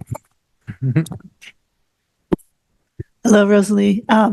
I think this is a great use of our sabbatical policy, and it's so much aligned with what where I want to see us go in other areas of our curriculum, especially at the high school level. My question for you is there a way to bring back all of your learnings and your curriculum changes to the two other high schools? Yeah, so after or during my sabbatical, I would like to communicate with the other high schools, because I know they also have engineering programs there, and see what kind of enrollment they have, what are the things that they're trying to do or that they're doing. And yes, so my sabbatical is going to involve both research so that I can figure out, why are girls not enrolling as much? And what are the topics that are relevant that I should be including, and then developing the projects and testing out the projects to make sure that they work. And so, yeah, I will be communicating with my own staff and staff from other schools to just see, what they're doing and if they're interested in hearing what I've found and what I've done. Excellent. Thank you so much. And it seems also if there's a way to share with them the curriculum changes that you're going to make, that seems like it would be awesome. So thank you so much for taking on this work. All right, Vice Chair Bondo. So I'm speaking as a scientist, so I'm just so moved, to hear that at least somebody is taking that step forward, especially for the climate change and about the social justice, because when you look about the STEM, that's exactly what I've been expecting to have something for those years then we have invested for the core instruction. So I am so proud of you and I just wish you the best, enjoy.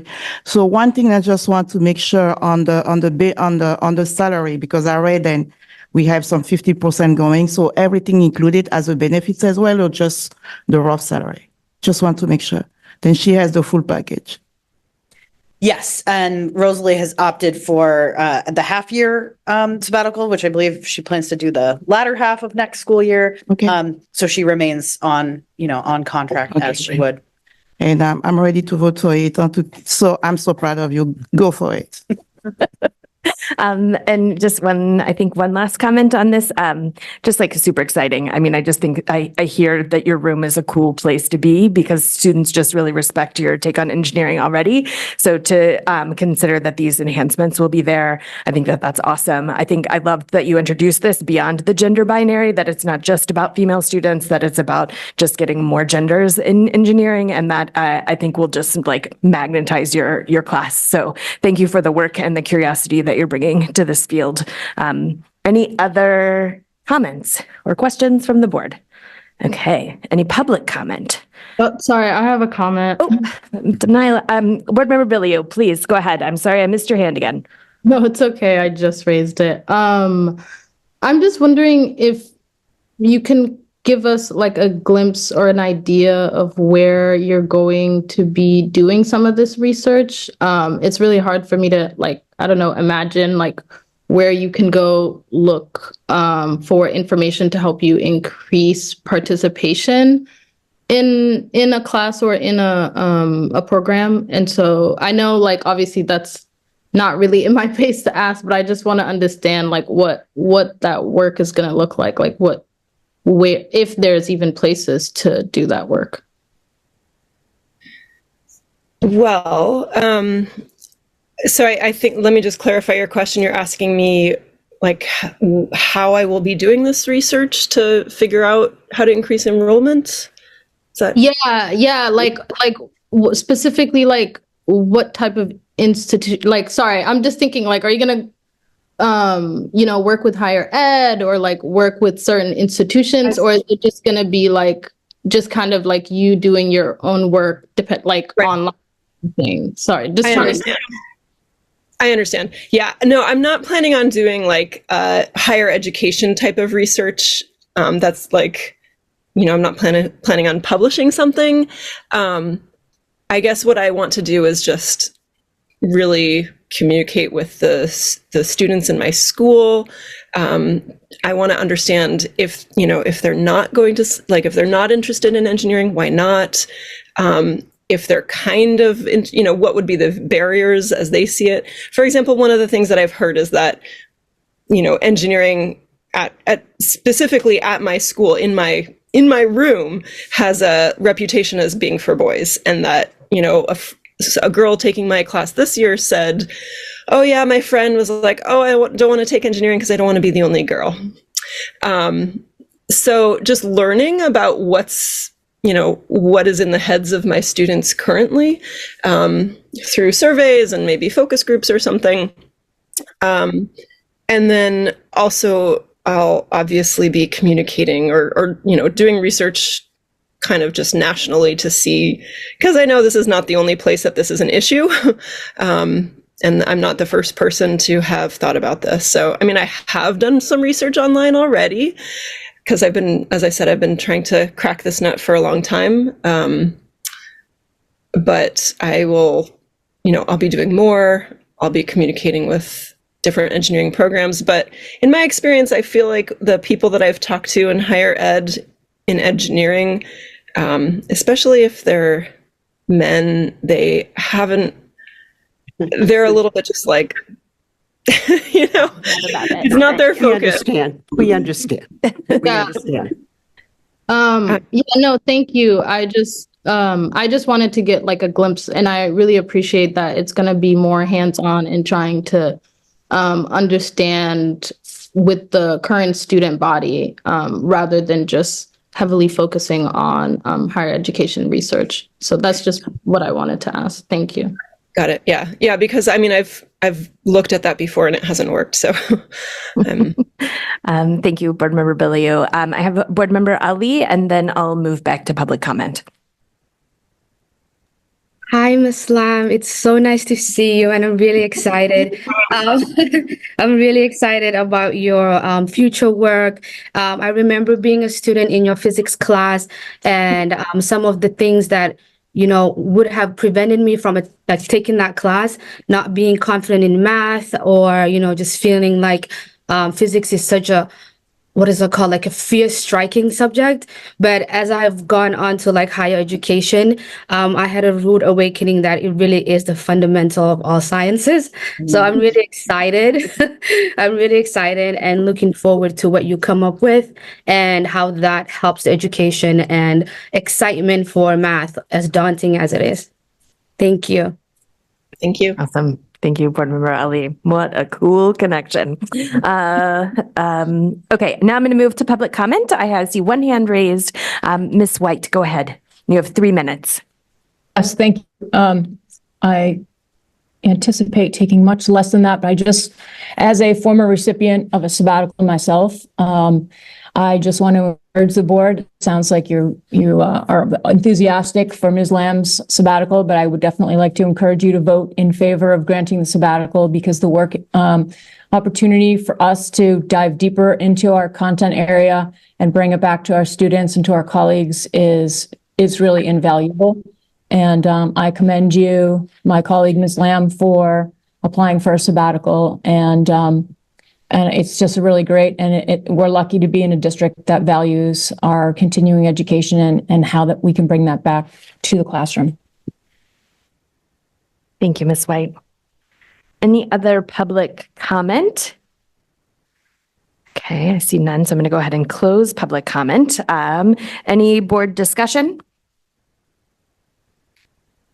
Okay, so then let's go ahead and move into the roll call vote, please, Deputy Superintendent. Yep. Member Ali, Yes. Member Billiou, Yes. Vice Chair Bondo, Yes. Member Bryden, Yes.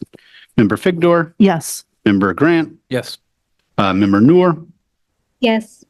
Member Opperman, Yes. Student Representative Kentiba,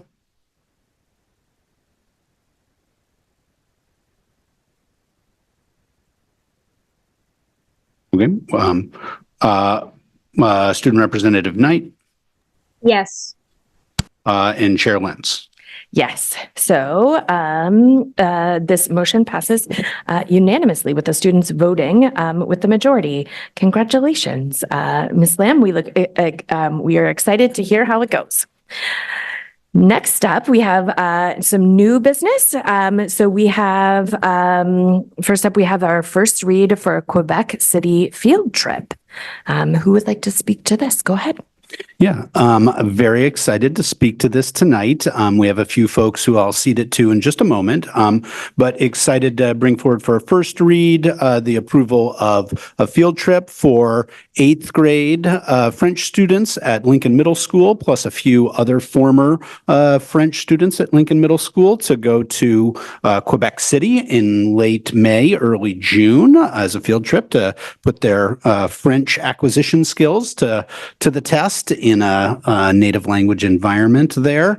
So excited and really appreciate Martha White, the teacher who's been leading the planning and organization for this trip to kind of bring it forward. It really feels like a marker in my mind of kind of coming back from COVID. In the past in PPS, this was a trip that happened at some level of scale, like all 8th graders making this trip at times from Moore and other schools. So really excited to start to be getting back to these kinds of experiences. It's through the hard work of teachers like Ms. White that students can benefit from these kinds of opportunities. You've seen the proposal. It's in front of you because it is a trip out of the country, right? So thus is kind of for the board, and obviously in our proximity to Canada, it's not that much further than many of our other trips, or in shorter than some of our other trips that happen, but just we happen to be close to the border. So requires board approval. So that's why it's in front of us this evening. And I'd like to introduce Martha White, French teacher at Lincoln Middle School. Want to give a shout out to Principal Ayala, who's here in the house in person to support Ms. White. So thanks for being here in the support. And Martha, if you want to speak to the trip and just say a few words about the opportunity for the students. Sure, I'm happy to. And I want to thank the board, Chair Lentz, Superintendent Skellen, members of the board, Deputy Superintendent Townsend, Principal Ayala, and also Assistant Principal Castle for their consideration and support. Particularly want to acknowledge my administrators and Deputy Superintendent Townsend for all of the ongoing support. Last year, in the spring, when I went into the school year to Mixayala to see if she was open to supporting the trip, because the students, my then seventh graders, have been sort of asking me and nudging me to do it. And in all frankness, it's been something I've been reluctant to do for various reasons, but these students are so, I'm getting emotional, are intelligent. They've been positive all the way through middle school, coming in as graders, still wearing masks and taking a lot of special COVID safety precautions in the way that we've operated school. And so, all right, I'm going to do what I can to make it happen. And I've had a lot of support along the way. So, and I guess what I would do is see if you have any specific questions, or if there's anything you need to know that would encourage you to approve the trip. I'm happy to answer.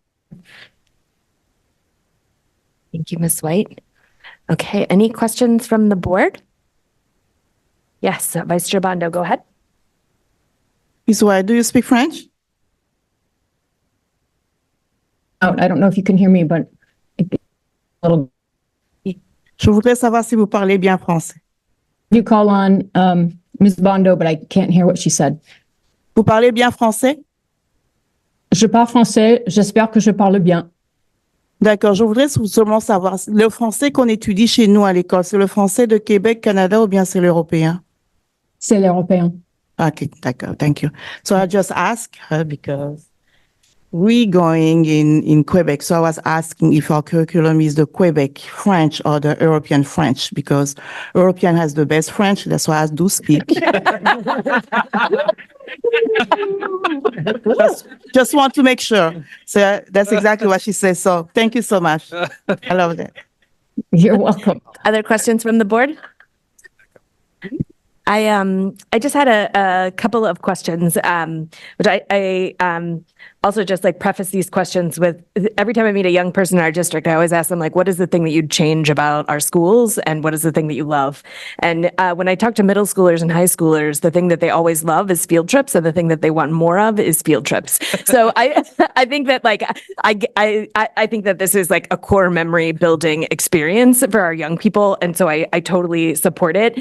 And I am cognizant of the fee that goes along with this field trip, both within for the trip itself, but then also passport expenses.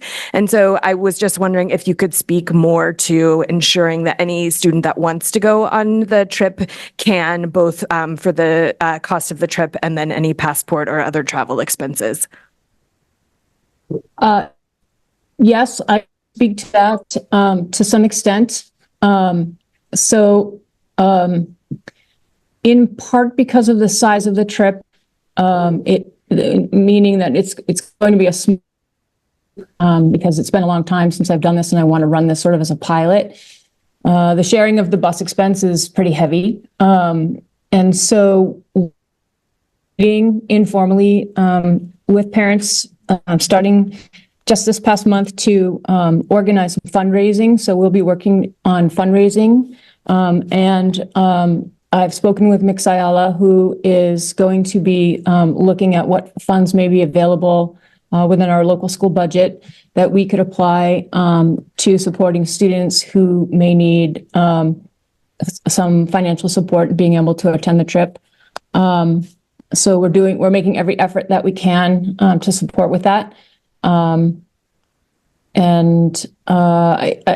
It's feasible that there may be some families who choose not to go, but I've been very diligent about reaching out to them to make sure that they understand that we want to support them with their student coming on the trip, so I'm trying to keep the lines of communication open with regard to expenses and scholarship opportunities. So it's something we're working towards and addressing. And I will say, it's because of the timing and where we are with board approval. We've also tentatively laid out plans, but we haven't taken full steps yet because we want to get the vote, we want to get the okay before we ask for full commitments and really dig in and pull that all together. But we're working at it. Okay, beautiful. Thank you. Any other board questions? And just double check Zoom. Yes, Nyunkuku, student representative Nyunkuku. I have a question regarding those students that are not able to leave the country. Is this something for them or? It's a good question, and it's a right question to ask. It's been a question that's been on my mind, and it is one of the details that has held me back from initiating steps. It's been a concern. It's a concern that I did discuss with Deputy Superintendent Townsend, and I've discussed it with my administrators as well. And so recognizing that we do have students who currently have some restrictions on their movement in and out of the country. What is there? I will be leaving, we're going, it's a good question. It is true that there will be some students who won't be able to come, and that it means unfortunately that their time won't be now. So they are included in the curriculum as we go forward. So they'll be learning about Quebec City. We are going to study the dialect, some of the speech differences in the variety of Quebecois French as we go along. So all the students will benefit from that moving forward in that instruction and all the exploration that we do about Quebec as a region prior to going. There will be one school day that I will miss and students who go on the trip will miss. That'll be a Friday. So there will be a small number of students who will be directly impacted in terms of the having French class on that day. And so I will leave plans that will be appropriate and interactive for them, and will engage them appropriately in the learning all the way along, recognizing that that challenge does exist for some of.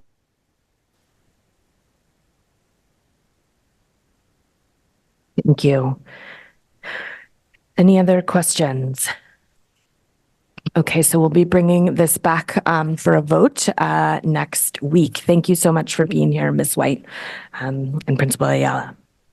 Yes, thank you. And if I may, with all due respect, knowing that this is a public event, I just want to acknowledge very publicly, with absolute 100% respect to board member Bondo, that for me and for what I teach my students, all varieties of language are equally valued and valuable, and understanding that we as humans have natural biases and tendencies to favor that which we feel most comfortable with. I want to just make sure that we as educators know and validate all varieties of all spoken and unspoken or signed and other languages that people use. Difference is just difference, and it's all good. With that, I thank the board. I thank everyone for their time. Thank you. Okay. And let's move on to some new business. No, we're in new business. I'm sorry, it was a late night last night. We're all having a hard time. So tonight we just have the first read of the budget, which is the motion is the consideration and action to recommend fiscal year 25 school budget to the city council. I'm actually going to turn it over to, do you want me to do board member Bryden first to just give a high level summary of where we landed last night, and then we'll have the opportunity to ask any last questions. Certainly. Thank you, Chair. Okay. I have a few points that I want to raise in terms of catching folks up for folks who were not able to sit through the 4 hours of our meeting yesterday. It's just a couple of summary and context points. Certainly not a line by line. Nobody wants that, and I don't think we need that today. So I wanted to highlight that the proposed budget that we passed in committee on April 1st maintains the tax rate from what was proposed in the superintendent's proposed budget for fiscal year 25 on March 5th. I know, generally speaking, for folks in the community that are watching, and the tax rate's a big topic. And I just wanted to make very clear that, the proposed March 5th and passed in committee April 1st versions of the proposed fiscal year 25 budget, the tax rate is the same. And also I wanted to just highlight the fact that the tax rate is not out of line with general indications that we've been getting from City Council throughout the process in terms of what they are generally speaking amenable to as a body. The second thing I want to highlight is that the proposed fiscal year 25 budget that we passed through committee yesterday uses approximately $300,000 more of our fund balance than the March 5th proposed fiscal year 25 budget from the superintendent did. So that's a difference to be aware of. Two more items. So the next one is that yesterday's proposed budget at a committee adds funding for 17 staff positions as compared to the March 5th version, but it does not reinstate all roles. So there are still reductions in staff as compared to fiscal year 24. So if you're looking at fiscal year 24 to where we might land in fiscal year 25, there are still cuts that we did not ameliorate yesterday. And then the last point that I wanted to make is that the proposed fiscal year 25 budget that we passed through committee yesterday, if you look at the total spend, while higher than the proposed total spend from the superintendent's proposed version of the budget back on March 5th. So while that number has gone up, it is still less than the total spend budgeted in fiscal year 24, even though the universe of costs that we're looking at have gone up: salaries, benefits, gasoline, the course of normal economic activity means that all of these costs go up. And the total spend from 2024 is still lower, even though it's gone up from the March 5th version. So that's the context and the summary. Thank you, Board Member Bryden. Are there any questions from the board on this motion? Was that a hand? Yes, Board Member Victor, go ahead. Is this the workshop portion? I don't want to get no. No, this is just really on the motion. Okay. It's the highlights. Any questions on the motion, and then we're going to roll into the beefy. Thank you. Well, I don't know how beefy it is, but okay, beautiful. So I don't see any hands. Great. So now we're going to move into the workshop. Yeah. Are you ready? When you say, "Are you ready?" In terms of content, no. This is open discussion. Yes. And we'll take notes and follow up. But yes. We're not planning to. There's no presentation, but a bigger discussion that is aside from the motion. Yes. Now, Board Member Figdor, if you have a bigger question, go ahead. I think I'm okay. Okay. Does anyone else have a bigger discussion or beefier question that's not on the motion, but is around the budget in general? Yes, Board Member Vice Chair Bondo, go ahead. Just need to understand if I'm really on the right context. What are we talking about? So are we going to have another workshop, or this is where we are now? That is where we are now. Okay. The workshop is not a formal presentation. Okay, It it's is just any that- other discussion that that needs to happen. conversation talking point. Okay. So, okay, I have a couple points here that I think I've been watching yesterday. So overall, I'm kind of either in favor, but I kind of try to undermine, and I was a little disappointed to don't see any increase on the curriculum side. That's why I was just want to understand on the from the superintendent on the structure for those secondary and elementary side as a director of curriculum. How did you structure those layer of capacity and organizing those curriculum? Because I see that we failed yesterday the amendment, and I was supporting under Ms. Victor to make sure that we have some curriculum where people can have a focus on the STEM and other areas. So can I just have a little clarification on that? Yeah, I'm happy to talk about that. I think about the curriculum expertise. It's sitting at multiple levels. Okay. The first is at the network team level, where on our elementary team, there's a director of academics. There's also our Wabanaki lead. And now in the proposal after the finance committee, there's also the extended learning. And so that is a piece that lives on the elementary. On the secondary team, there is the director of academics. Well, it is true that that is a reduction from the total number of staff that sit on the academic team. Currently, one thing that was highlighted is the amount of work that's already been done to think about what are our visions around these instructional pieces.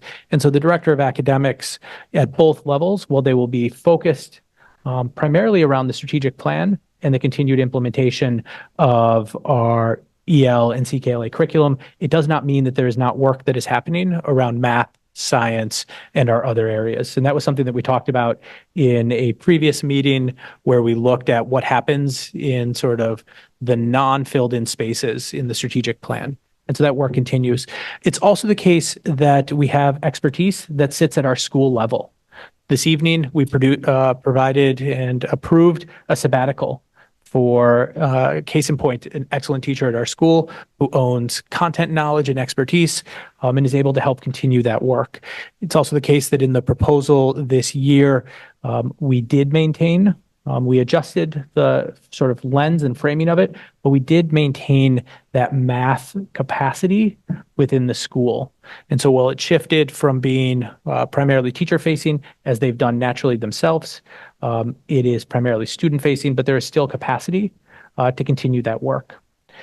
In the case of the strategic plan, what I would propose is that we move forward with the proposed structure as is, and then we come back to you and say, here's what's working really well in this structure and that we should continue to do.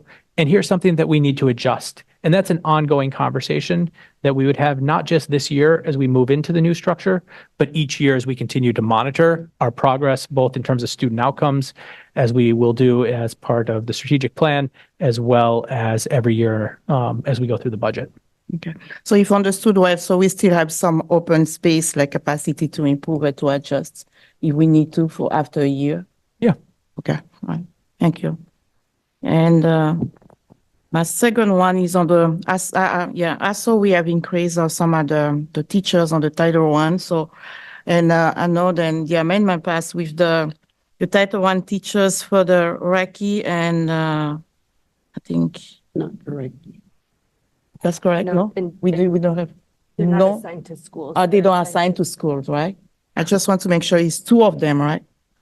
There were a total of 2 teachers that we referred to as Title I teachers, which I took as priority for Title I schools, but not necessarily Title I funding, which is just a budget piece on that. There was 1 teacher that was focused on elementary, right? Well, and then 5 ed techs. Yes, so they are not assigned to any school, so everything will be look at after that where we can allocate that. So we still have open, just because I was thinking about so yeah, So I think I'll be okay for now by knowing that, we can serve those three schools, Rocky and especially East End as well. And when I see they're really needing some of the focus on the interventions there. Yeah, and so I can answer sort of both on that, just to be really transparent on what you should anticipate to see in the budget book when it is updated and released before the vote on March 9th. Is right now our proposal, and what you'll see in the budget book, is to put the 2 Title I teachers, one at Talbot and one at Reiki. That was done after looking at our overall title funding and making sure that we are meeting maintenance of effort. I feel confident actually that we are, but just out of an assurance and making sure of that, we're doing that. The 5 ed techs, for the moment, we are going to hold them centrally so that we can continue to monitor exactly where they're needed. And so we would assign them. We just don't want to create a false sense of it right now, but we're still getting clarity on the whole picture, student enrollment, et cetera. The one piece on the intervention that I just want to respond to is there's multiple formulas that happen within our budget. The intervention piece was primarily done as a swap of adjusting our instructional coaches from being just primarily teacher facing to student facing. And so you saw it move from, in some cases, a coach and a couple of ed techs to shift to an intervention. So that's one piece of it, right? So that was happened basically as a one-to-one, not perfectly, but that was the thought on it. For our multilingual students, we also look at the number of multilingual students that exist at our school, and we provide ESOL staff based on a ratio to provide that. The piece there is that it somewhat conflates 2 different issues to look at the number of multilingual students and to say that that is the number of interventions. In fact, part of the pillar of ESOL services is supporting students in language development and in reading. When I think of reading intervention, though, I think of that as slightly different. So reading intervention, as an example, could be for a student who has dyslexia. There's research-based programs. In fact, we've heard from many members of our community about the fact that we need that in place. And so if a student is suffering is the wrong term, has dyslexia, we want to make sure that they get exposure early to a research-based program that is able to turn that key and access reading for that student. That's different than the support for a student who is a multilingual learner and is continuing to develop in the language. And so those are different services and are provided based on different ratios. And I don't want to draw a black and white line to say that only interventionists serve this and only ESOL teachers serve this, but that we really think about, with our school leaders and with our staff, what do the students in front of us need and how do we provide it? And that's why we have ratios that look at them differently. Thank you so much. That makes sense to me. And this is not from what the committee voted on yesterday. Just overall, we have a 3 increase on the social workers. I think we have a 3 increase, 3 FDs in the budget. So I just wonder, I know maybe we are not assigned. I just wonder if we included some multilingual social workers here having more cultural competency there, because when I see most of the time, and I've been there, then we having a lot on the multilingual office. I mean, they're playing a lot of role as a social worker on different buildings than the specific social worker. So we having 3 FDs. So I just want to make sure if we have some of them aligning to the multilingual profile. So we continue to have 3 social workers that are primarily focused on our McKinney-Vento students. And there's a heavy overlap between our McKinney-Vento and our multilingual students right now. And so we continue to have those 3 individuals, and they are centrally staffed. And then they work from there to say, all right, program-wise, as a district, how are we making sure that these students are serviced? How are we connecting them? But then also working directly with schools and individual students. And so those 3 positions still exist. We also looked at, based on need, and looked at low income as well as the amount of students that are entering and leaving schools, to say, where do we need additional social work capacity that is aligned to that? One thing we have talked about as a future conversation for contracts is around actually identifying and hiring multilingual social workers. So social workers that we're identifying from the hiring process are going to be Spanish speaking, are going to be Arabic speaking as a way to make sure we're able to provide that additional support as well. Okay, thank you. So my last one is that, I heard about the world language. I just want to make sure then we just don't have that position but we are still doing the world language on the director of language, right? I just want to make sure then we don't lose the aspect on the world language, because as a polyglot myself, I know how important it is. Yeah, so that position is split with a couple of different ways that the person works. One is around supporting world languages and the learning of world languages. That is a current reduction, similar to how we have a step back in some of our overall content specialists at the academic level. That will not prevent our director of academics at the secondary level about thinking about how do we convene that group of teachers to make sure that we have a great program. The second piece is around the seal of biliteracy. And so we've had initial conversations with our current director of language development, who's going to shift into one of the network director positions, as well as with Dr. Valenzuela, just to think about how do we maintain that. I feel confident that we'll be able to maintain our seal of biliteracy. The testing is primarily online. And so I think it's more about an organizational orientation to celebrating and recognizing that and keeping that a focus that we'll be able to do it. All right, thank you so much. It's making sense to me. So I start to see little clarity in my brain and all the numbers. Thank you. Thank you. Thank you, Vice Chair Bondo. Other questions? Yes, Board Member Figdor. I have a question for the superintendent. I remain concerned about some of the support staff positions that are eliminated in the budget. So this would be executive assistant positions such as to academics now, to network teams, as well as for multilingual, as well as for student support services. And I wanted to just understand if we get to a place where we come to see that we really need those positions, because as I understand it, they're doing a lot of compliance, registration, legal work behind the scenes that is necessary. If we come to see that we need those positions, would you look to add them back? I'm sure that we could find room in the budget. So I would love to hear about how you're orienting to this question specifically about support staff. Yeah, no, I appreciate the question. So I'm thinking about it particularly about where in the budget at the central office there's a reduction in administrative staff. And these individuals right now play key roles. And so I want to acknowledge that we do have to think about our work and how it may look different next year. So one of the reductions is in our current front desk. That is an HR administrative assistant that technically shows as though they're on HR, but really they're the front desk. And so one of the things that we have worked with Grace and her team on is thinking about how does multilingual support and staff the front desk. If you ever sit there for very long, you'll see that the vast majority of individuals that come there are accessing and support from our multilingual team. And so it seemed to make sense to think about how do we have that support at the front desk. So that's one piece.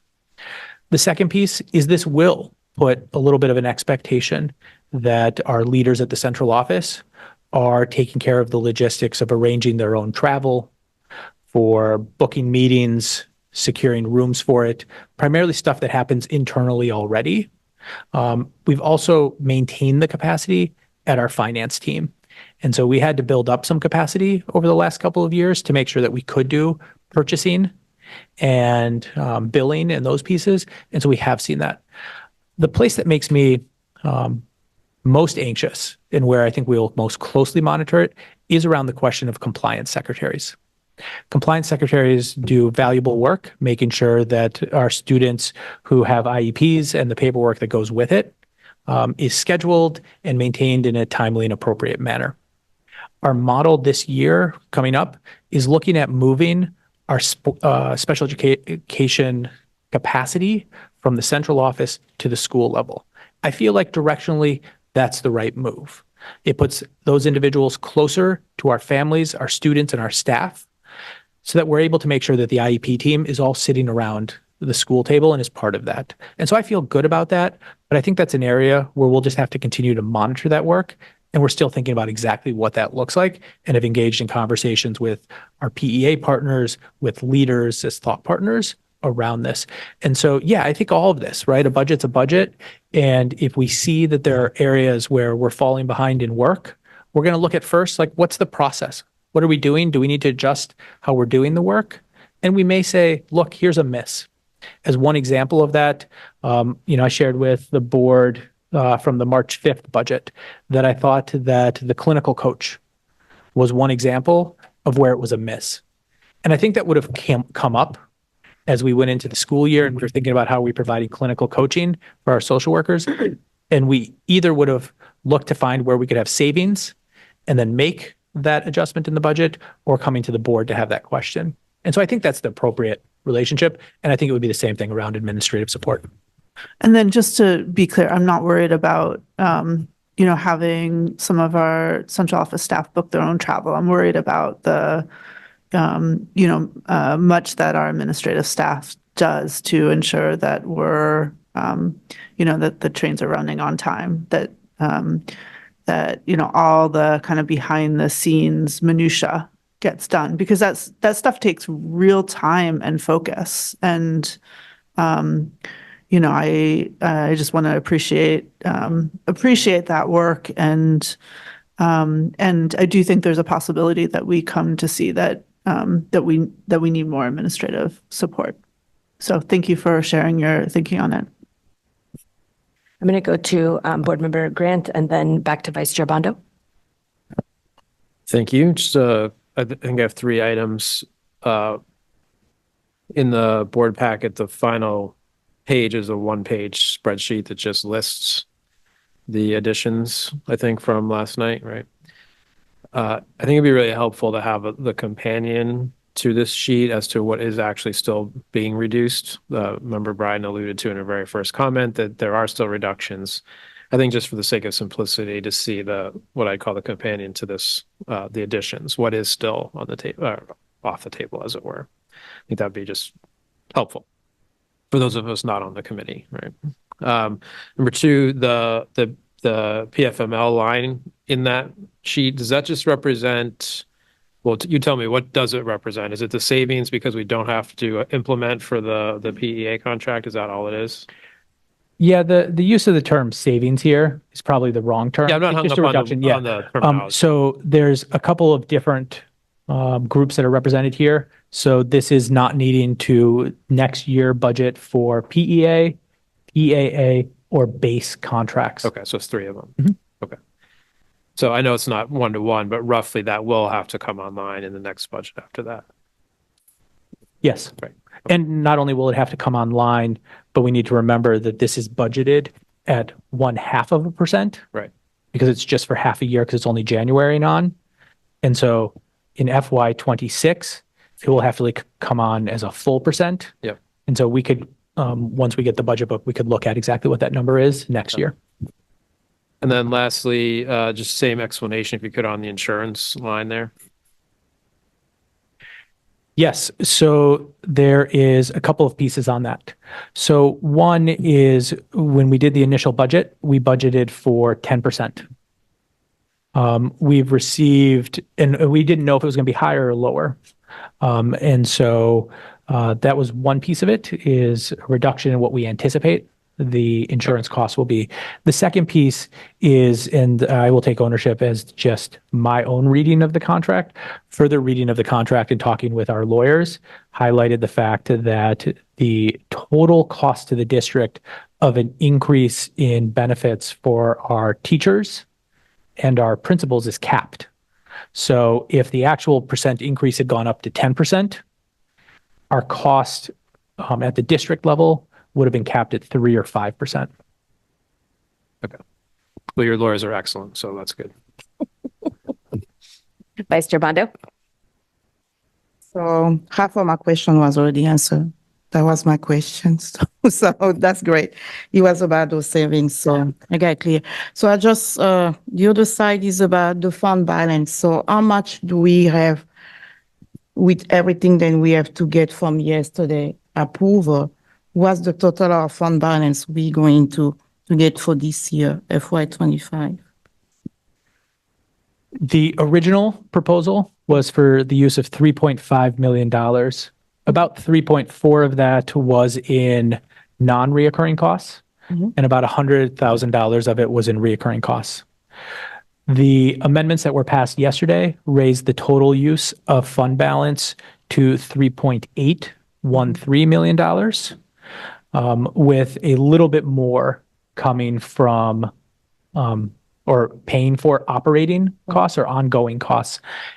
Exactly how much that is depends a little bit on questions around whether the Maine Care reimbursement coordinator is an ongoing cost or a one-time cost, as well as the redistricting school operations, which I think in the conversation we considered redistricting school operations as a 1 year only, and the Maine Care was an open question. Okay. So that was my question, because we knew then the fund balance is just one-time expenses, right? So that's exactly I was wondering, is that if we have some other FDs continue, that's exactly why we're going to have some issues. So some of those positions, they are at risk on the FY26. I just want to have some clarification there. Yes, I will say that. So in general, I think the guidance is that ongoing operating costs should not be paid for on fund balance because of the fact that that money doesn't reoccur each year. There are a couple of factors that are also in this, right? So one is that we did receive additional funding from the state of $750,000 for this year. We're hesitant to budget that right now and say that that's going all to fund balance reserve and going to increase it. And there's two reasons. One is we may use some of it this year for ongoing costs to support our multilingual learners. And the second is that the district has not historically budgeted for grants. And so it's why when our executive director of finance, Helene, gives updates around exactly where we're at, we can't say to the dollar where we're at. And we feel like we're flying blind is too extreme a term, but that we don't have 2020 clarity on exactly where we're at. And so we're cautious about that. And so what you should anticipate as a board member is that when we get our final audit updates, which usually come in December, we'll be able to tell you exactly what the fund balance is at that time, as well as how much we've budgeted and planned for. If I remember correctly, though, when I did the original budget book, it was 10 point something million dollars. So it was between 10 and $11 million that we anticipated going into next year. Okay. And if you look there, there's a page there that maps it out. 7,000. It goes to $7 million using this, and then it goes down again, offset by the reduction in pension obligations in 2 years. And then there is one piece that we're looking at still, which is the board policy around the minimum fund balance. Yeah, okay. All right. Making sense. All right. Thank you. Got it. Yeah, Board Member Victor. And Ms. Bondo, one of my reflections on your question just now is one of the, maybe we could think of it as we're making a little bit of an investment in a couple of positions this year, or next year, even if they, Dr. Scallon saying for the Maine Care position, we're not sure if it's be ongoing, but we're making a little bit of investment in order to pursue 3 different opportunities to reduce the cost of education in Portland, right? So one would be recouping a lot more of our Maine Care expenses. And I think the potential is quite significant. I don't know if Dr. Scallon knows off the top of his head what we've budgeted for Maine Care services, but it's probably close to $2 million. Yeah, it's probably in the ballpark of $2 million. So we're not going to recruit $2 million, but right now we're budgeting for $300,000. So there's a lot more that we could do, and that's money that the state would provide us to be able to invest more in our education system. And then moving middle school students to Metro and saving those transportation costs, and then last looking at the middle school model. So we have these kind of three opportunities where we can really reduce the cost of education in Portland and better serve our students. So, I agree with you that we don't want to use the fund balance for operational costs, but I do think there's some intellectual coherence in thinking about the work we're going to do in FY25 in order to enable us to not need to rely on the fund balance in the future. Thank you. Thank you so much for. I did have two questions. I'll be fast. One was just, Dr. Scallon, one ongoing concern, and I don't know if it should be a concern, is just ensuring that we're using money that we're getting for particular reasons with fidelity for those purposes. So, for instance, the EL hardship money, that we're spending that money on our ELL students, Title I money that we're spending that money on our high poverty schools and students. So because as I understand, you've put together this budget, you've kind of put everything in the pot. So can you talk to me a little bit about how to do both? How do you put all the different sources of revenue together, but also, maintain fidelity to the sources of fund, to the reasons why we're getting different sources of funding? Yeah, so I appreciate that. So I think that one of the pieces is that our staffing formulas are factoring in what's the number of multilingual learners at a school and what is the number of staff that we need to provide for that. And so our current Department of Language Development provides their recommendation of exactly what the staffing should be. And so we did that as a separate piece to look at that staffing to make sure of that. In terms of title, we also keep a separate list of exactly what the staffing is that is funded for by title. Title I does low income. The other three titles are for different focuses and different purposes. And so we do look at each of those to think about how they align to that. There's also good news, right? So Gail Cressy, who is, I'm going to say her title is Director of Grant Compliance, but it's 7 other things, right? Including just being like the historian of the district and the glue and all of that. She also reviews it. We submit also to the state our title use, and they have to approve it. And at the state level, they also look at our staffing ratios and our funding to determine that we're meeting the letter of the law in terms of making sure that we are not supplanting, but that we're supplementing. And so all of those tests ensure that we meet that. And I feel fairly confident that we're in a good spot on this as well, including, as we did the budget book, we made sure that we were pulling to the side exactly who was the title funding, who was the IDEA funding in terms of headcount. And so that is a big piece of it. In the past, when the district has done title funding, right, it's happened much later. And so it's happened in July. And even when it's happened later, there's been times where the state has raised a question and said, I'm not sure that this is a maintenance of effort, or this may be a question of supplanting. And when that has come up, the district has adjusted staffing correspondingly to make sure that we're not in that spot. And so I feel like we're going to follow and have committed to following that same process. When we looked at title way back, it feels like months ago, but it was probably like 2 weeks ago, right? We looked at it and we said, are we meeting the maintenance of effort? And when we felt like there was any question of that, we came to the board and said, hey, as we go through this process, we would like to propose an amendment ourselves, basically, of adding those staff. And so that's how it's monitored. And so I feel comfortable that it's monitored at the finance level, it's monitored at the grant compliance level, it's monitored in terms of the application that Gail submits to the state, and the state has its own way of being able to monitor both the funding and the staffing. Okay, thank you. My last question is just with regards to 1 year.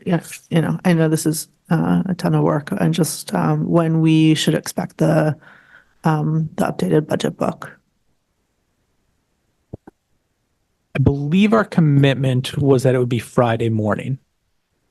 Part of it is, Helene's sitting back there working on it right now, is we just want to go slow enough to make sure that we're catching all of it. And so originally I was like, let's go, right? And like, let's churn it out. But as we slow down a little bit, is like every time we make an adjustment, we need to make sure that it plays all the way through, right? Which our formulas and our sheets are all designed to do that. But if we're adding these positions and it's changing the use of fund balance, we want to make sure that it also shows up on the fund balance page. And when we're thinking about titles and adding it to titles, we want to make sure it shows up on titles. And so we just want to take the time to make sure it's right. And so I anticipate that it'll be to the board on Friday morning. And I think we could post it publicly at that time too. Thank you. Great. Yes, Board Member Opperman. Thank you. I have a couple questions. One, first of all, having heard today and yesterday and in emails, the acknowledgement of some individuals who are exceptional educators, I want to acknowledge the fact that we have 1,600 individuals that work in this district who are the ones that do the bulk of the work for all of our 6,000 students. And I think it's important to have that perspective. And I do hope that as people come to think about that large scale population of employees, that the economic aspects of that have become important. So I have two other questions. One, where in the organization and the budget will we be seeing the student outcomes monitored? Okay, I mean, we've been doing this monitoring, but we have all these pieces. Can you give me a feel for that? Yeah, so actually that's the biggest shift of going from the academic team and really the orientation around program development to the network team. And the way we talk about the network team is really being focused on the implementation and the outcome. And so it's our network teams that'll be closely monitoring all of our climate, so our attendance, suspension, student survey data, monitoring our academics. So at the 9th grade, not just that 9th graders are on track, but that they're also achieving relative to our standardized tests and our interim assessments. And so you'll see it there. One of the pieces is that in the budget, you'll see that we're proposing to continue our work around developing or purchasing a new data system. Right now, we're pretty data poor when it comes to being able to monitor and have actionable data on an ongoing basis. And so part of this is about making sure that we not only have the upfront costs, which are proposed in the fund balance, to identify and to implement a new system, but then to maintain it throughout. And so that is in the budget. And then it's proposed to increase the number of individuals on the data team by 1 to really provide capacity and leadership there to not only know data, but also to know the academic piece. And how do you take it from just raw numbers to programming and changes for students in the classroom or in the school? Thank you. And the last question, and there hasn't been a discussion, I brought it up a couple times, but there hasn't been a discussion in terms of planning, if not this year, next year, and the future years, of how we are going to increase the pay, simply, for those people who work here. I mean, we are laser focused on the students, which is absolutely correct. But the people who teach the students, who feed the students and all, are real people who need real respect. And we seem to be having trouble, as everybody is, and we can say everybody is having it, but would it be, I think we need a plan beyond what the state will give us to improve the salaries and wages of our employees, particularly the teachers, in ed tech too, but in teachers. It ain't good. And so I don't know if that's actually been part of the discussion in in the strategic plan, or where in the discussion of budget development that comes up? So over the next few years. I'm not saying everybody gets paid $1 million extra next year, but over the next few years. Yeah, so I think you're right when you use the language of they're good, right? Like we're very fortunate to have great educators here, and we need to make sure that we remain competitive to be able to recruit. And so even if the state, passes a bill that will change the minimum, we're going to have to adjust relative to that as well to remain competitive as Portland relative to our neighbors. And that's a reality.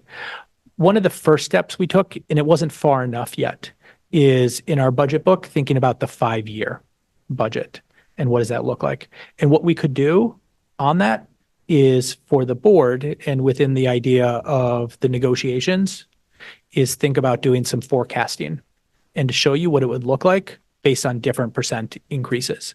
I think part of it is also just making sure that we're keeping that in our mind as we're going through this budget process, right? I think you've done a really good job of reminding us of what we spend today, we may not have tomorrow. And so keeping that in mind as we're going through this process.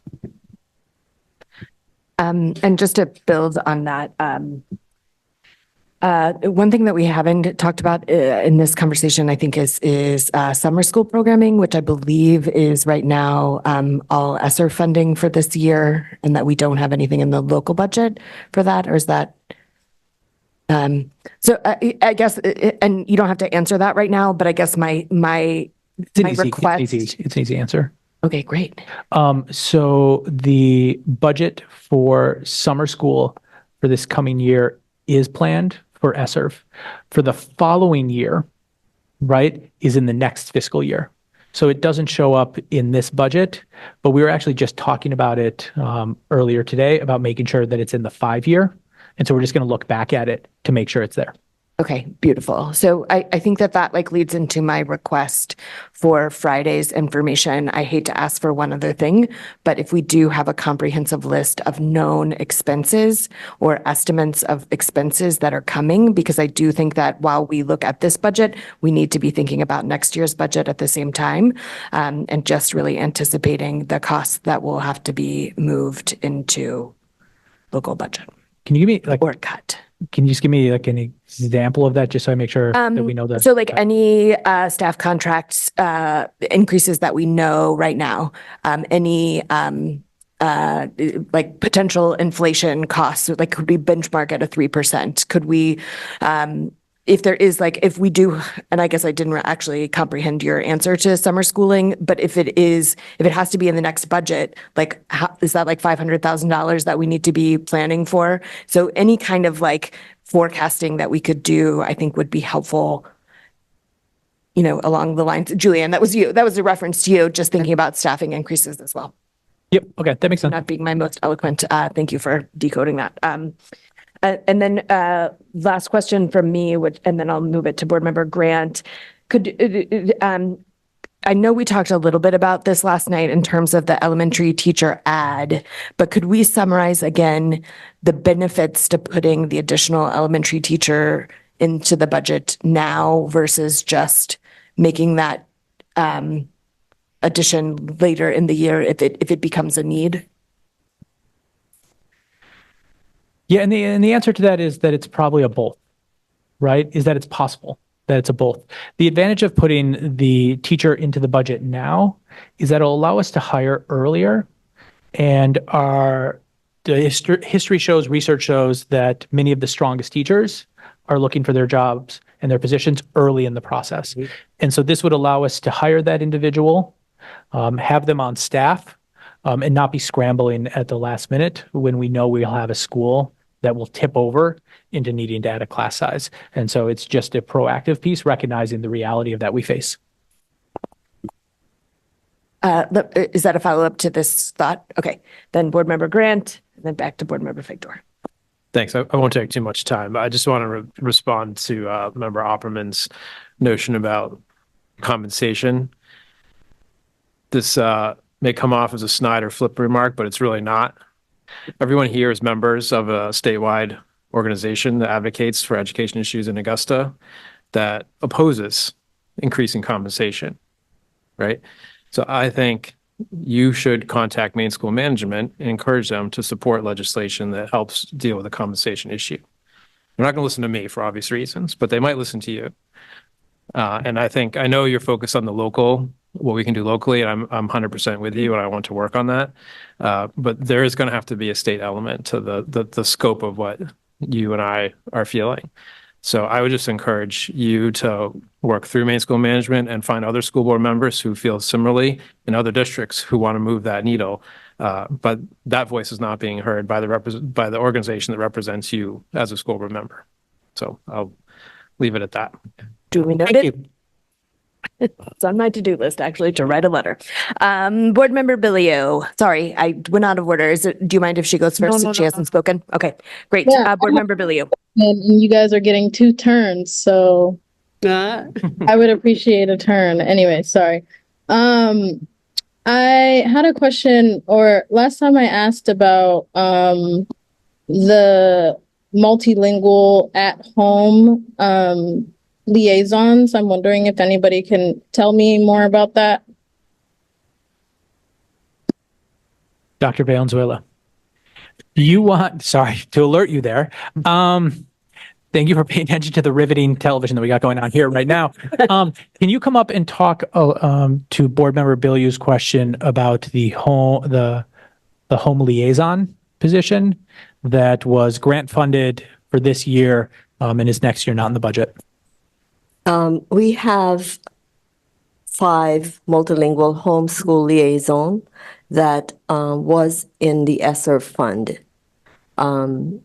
We were only able to hire 2 individuals.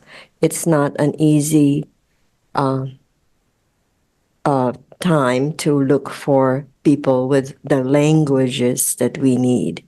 And these are folks who are at the school, assigned at the school level, that has so many students speaking particular languages to communicate with parents. So it is a homeschool liaison.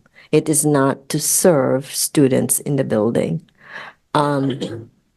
So we were only able to use 2 individuals and for this year. So it's because it's a challenge of finding people, and also the pay structure is low. So that's a challenge for us. Thank you. I appreciate that, Grace. And then I wanted to, let's see. Superintendent Scallion, can you explain to me what the difference is between the HR generalist and the other HR positions that are being eliminated?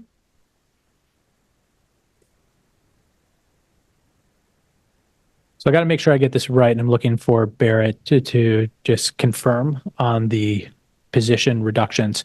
So in our HR team, there's first a change in structure.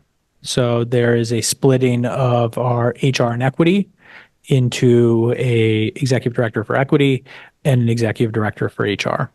That's one piece that is a change, and so that's actually an addition of 1 person. There are 3 reductions on the HR side. So one is for the director of operations, and the second is for the director of labor relations. The thought process there is that we both receive support from Drummond Woodsum in labor relations, and that our executive director of HR will be able to fill in and do some of that capacity as the position's no longer also working and leading our equity piece. The third position that was reduced is our individual on our HR team that is really focused on data and some of the reporting pieces. And that position was reduced.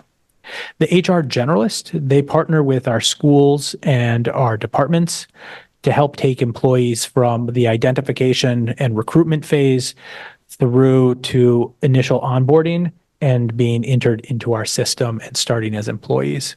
And so in the budget proposal I don't have the numbers in front of me at the moment, but I believe it's 4 individuals that are budgeted as HR generalists and 1 that is an individual that is focused on our benefits.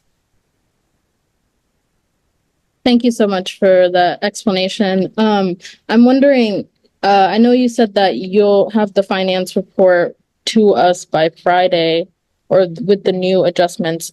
I'm wondering if you guys can, if there's any way you can add the amendments onto our board docs so we can look at those before Friday? Because that's like one piece. Could you do that without having to have the full board? Like, could we get just the amendments that were approved? So I think 2 different things, just to be comprehensive in the answer, is just 1, in terms of the amendments that were approved last night, those are captured right now in board documents under the Finance Committee meeting approved budget amendments link in the discussion for today. It doesn't have the actual language specific to the amendment, but it has the total number of positions as well as recognized additional revenues and savings in there.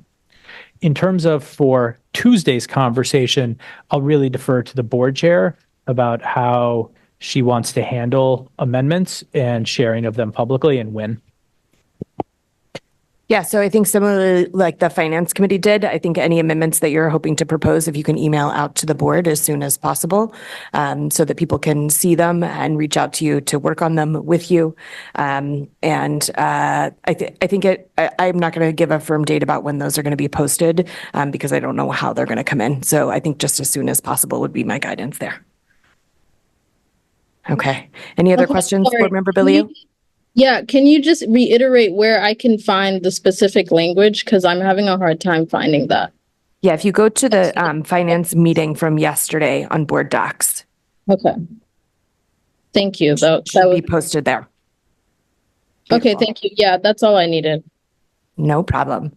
Last question, Board Member Victor. Yeah, I'm wondering if just with regards to summer school, I understand that we have ESSER funding for this year, but would we consider using the EL hardship funding to add programming for our EL students this year? And would we consider using that funding for summer school next year?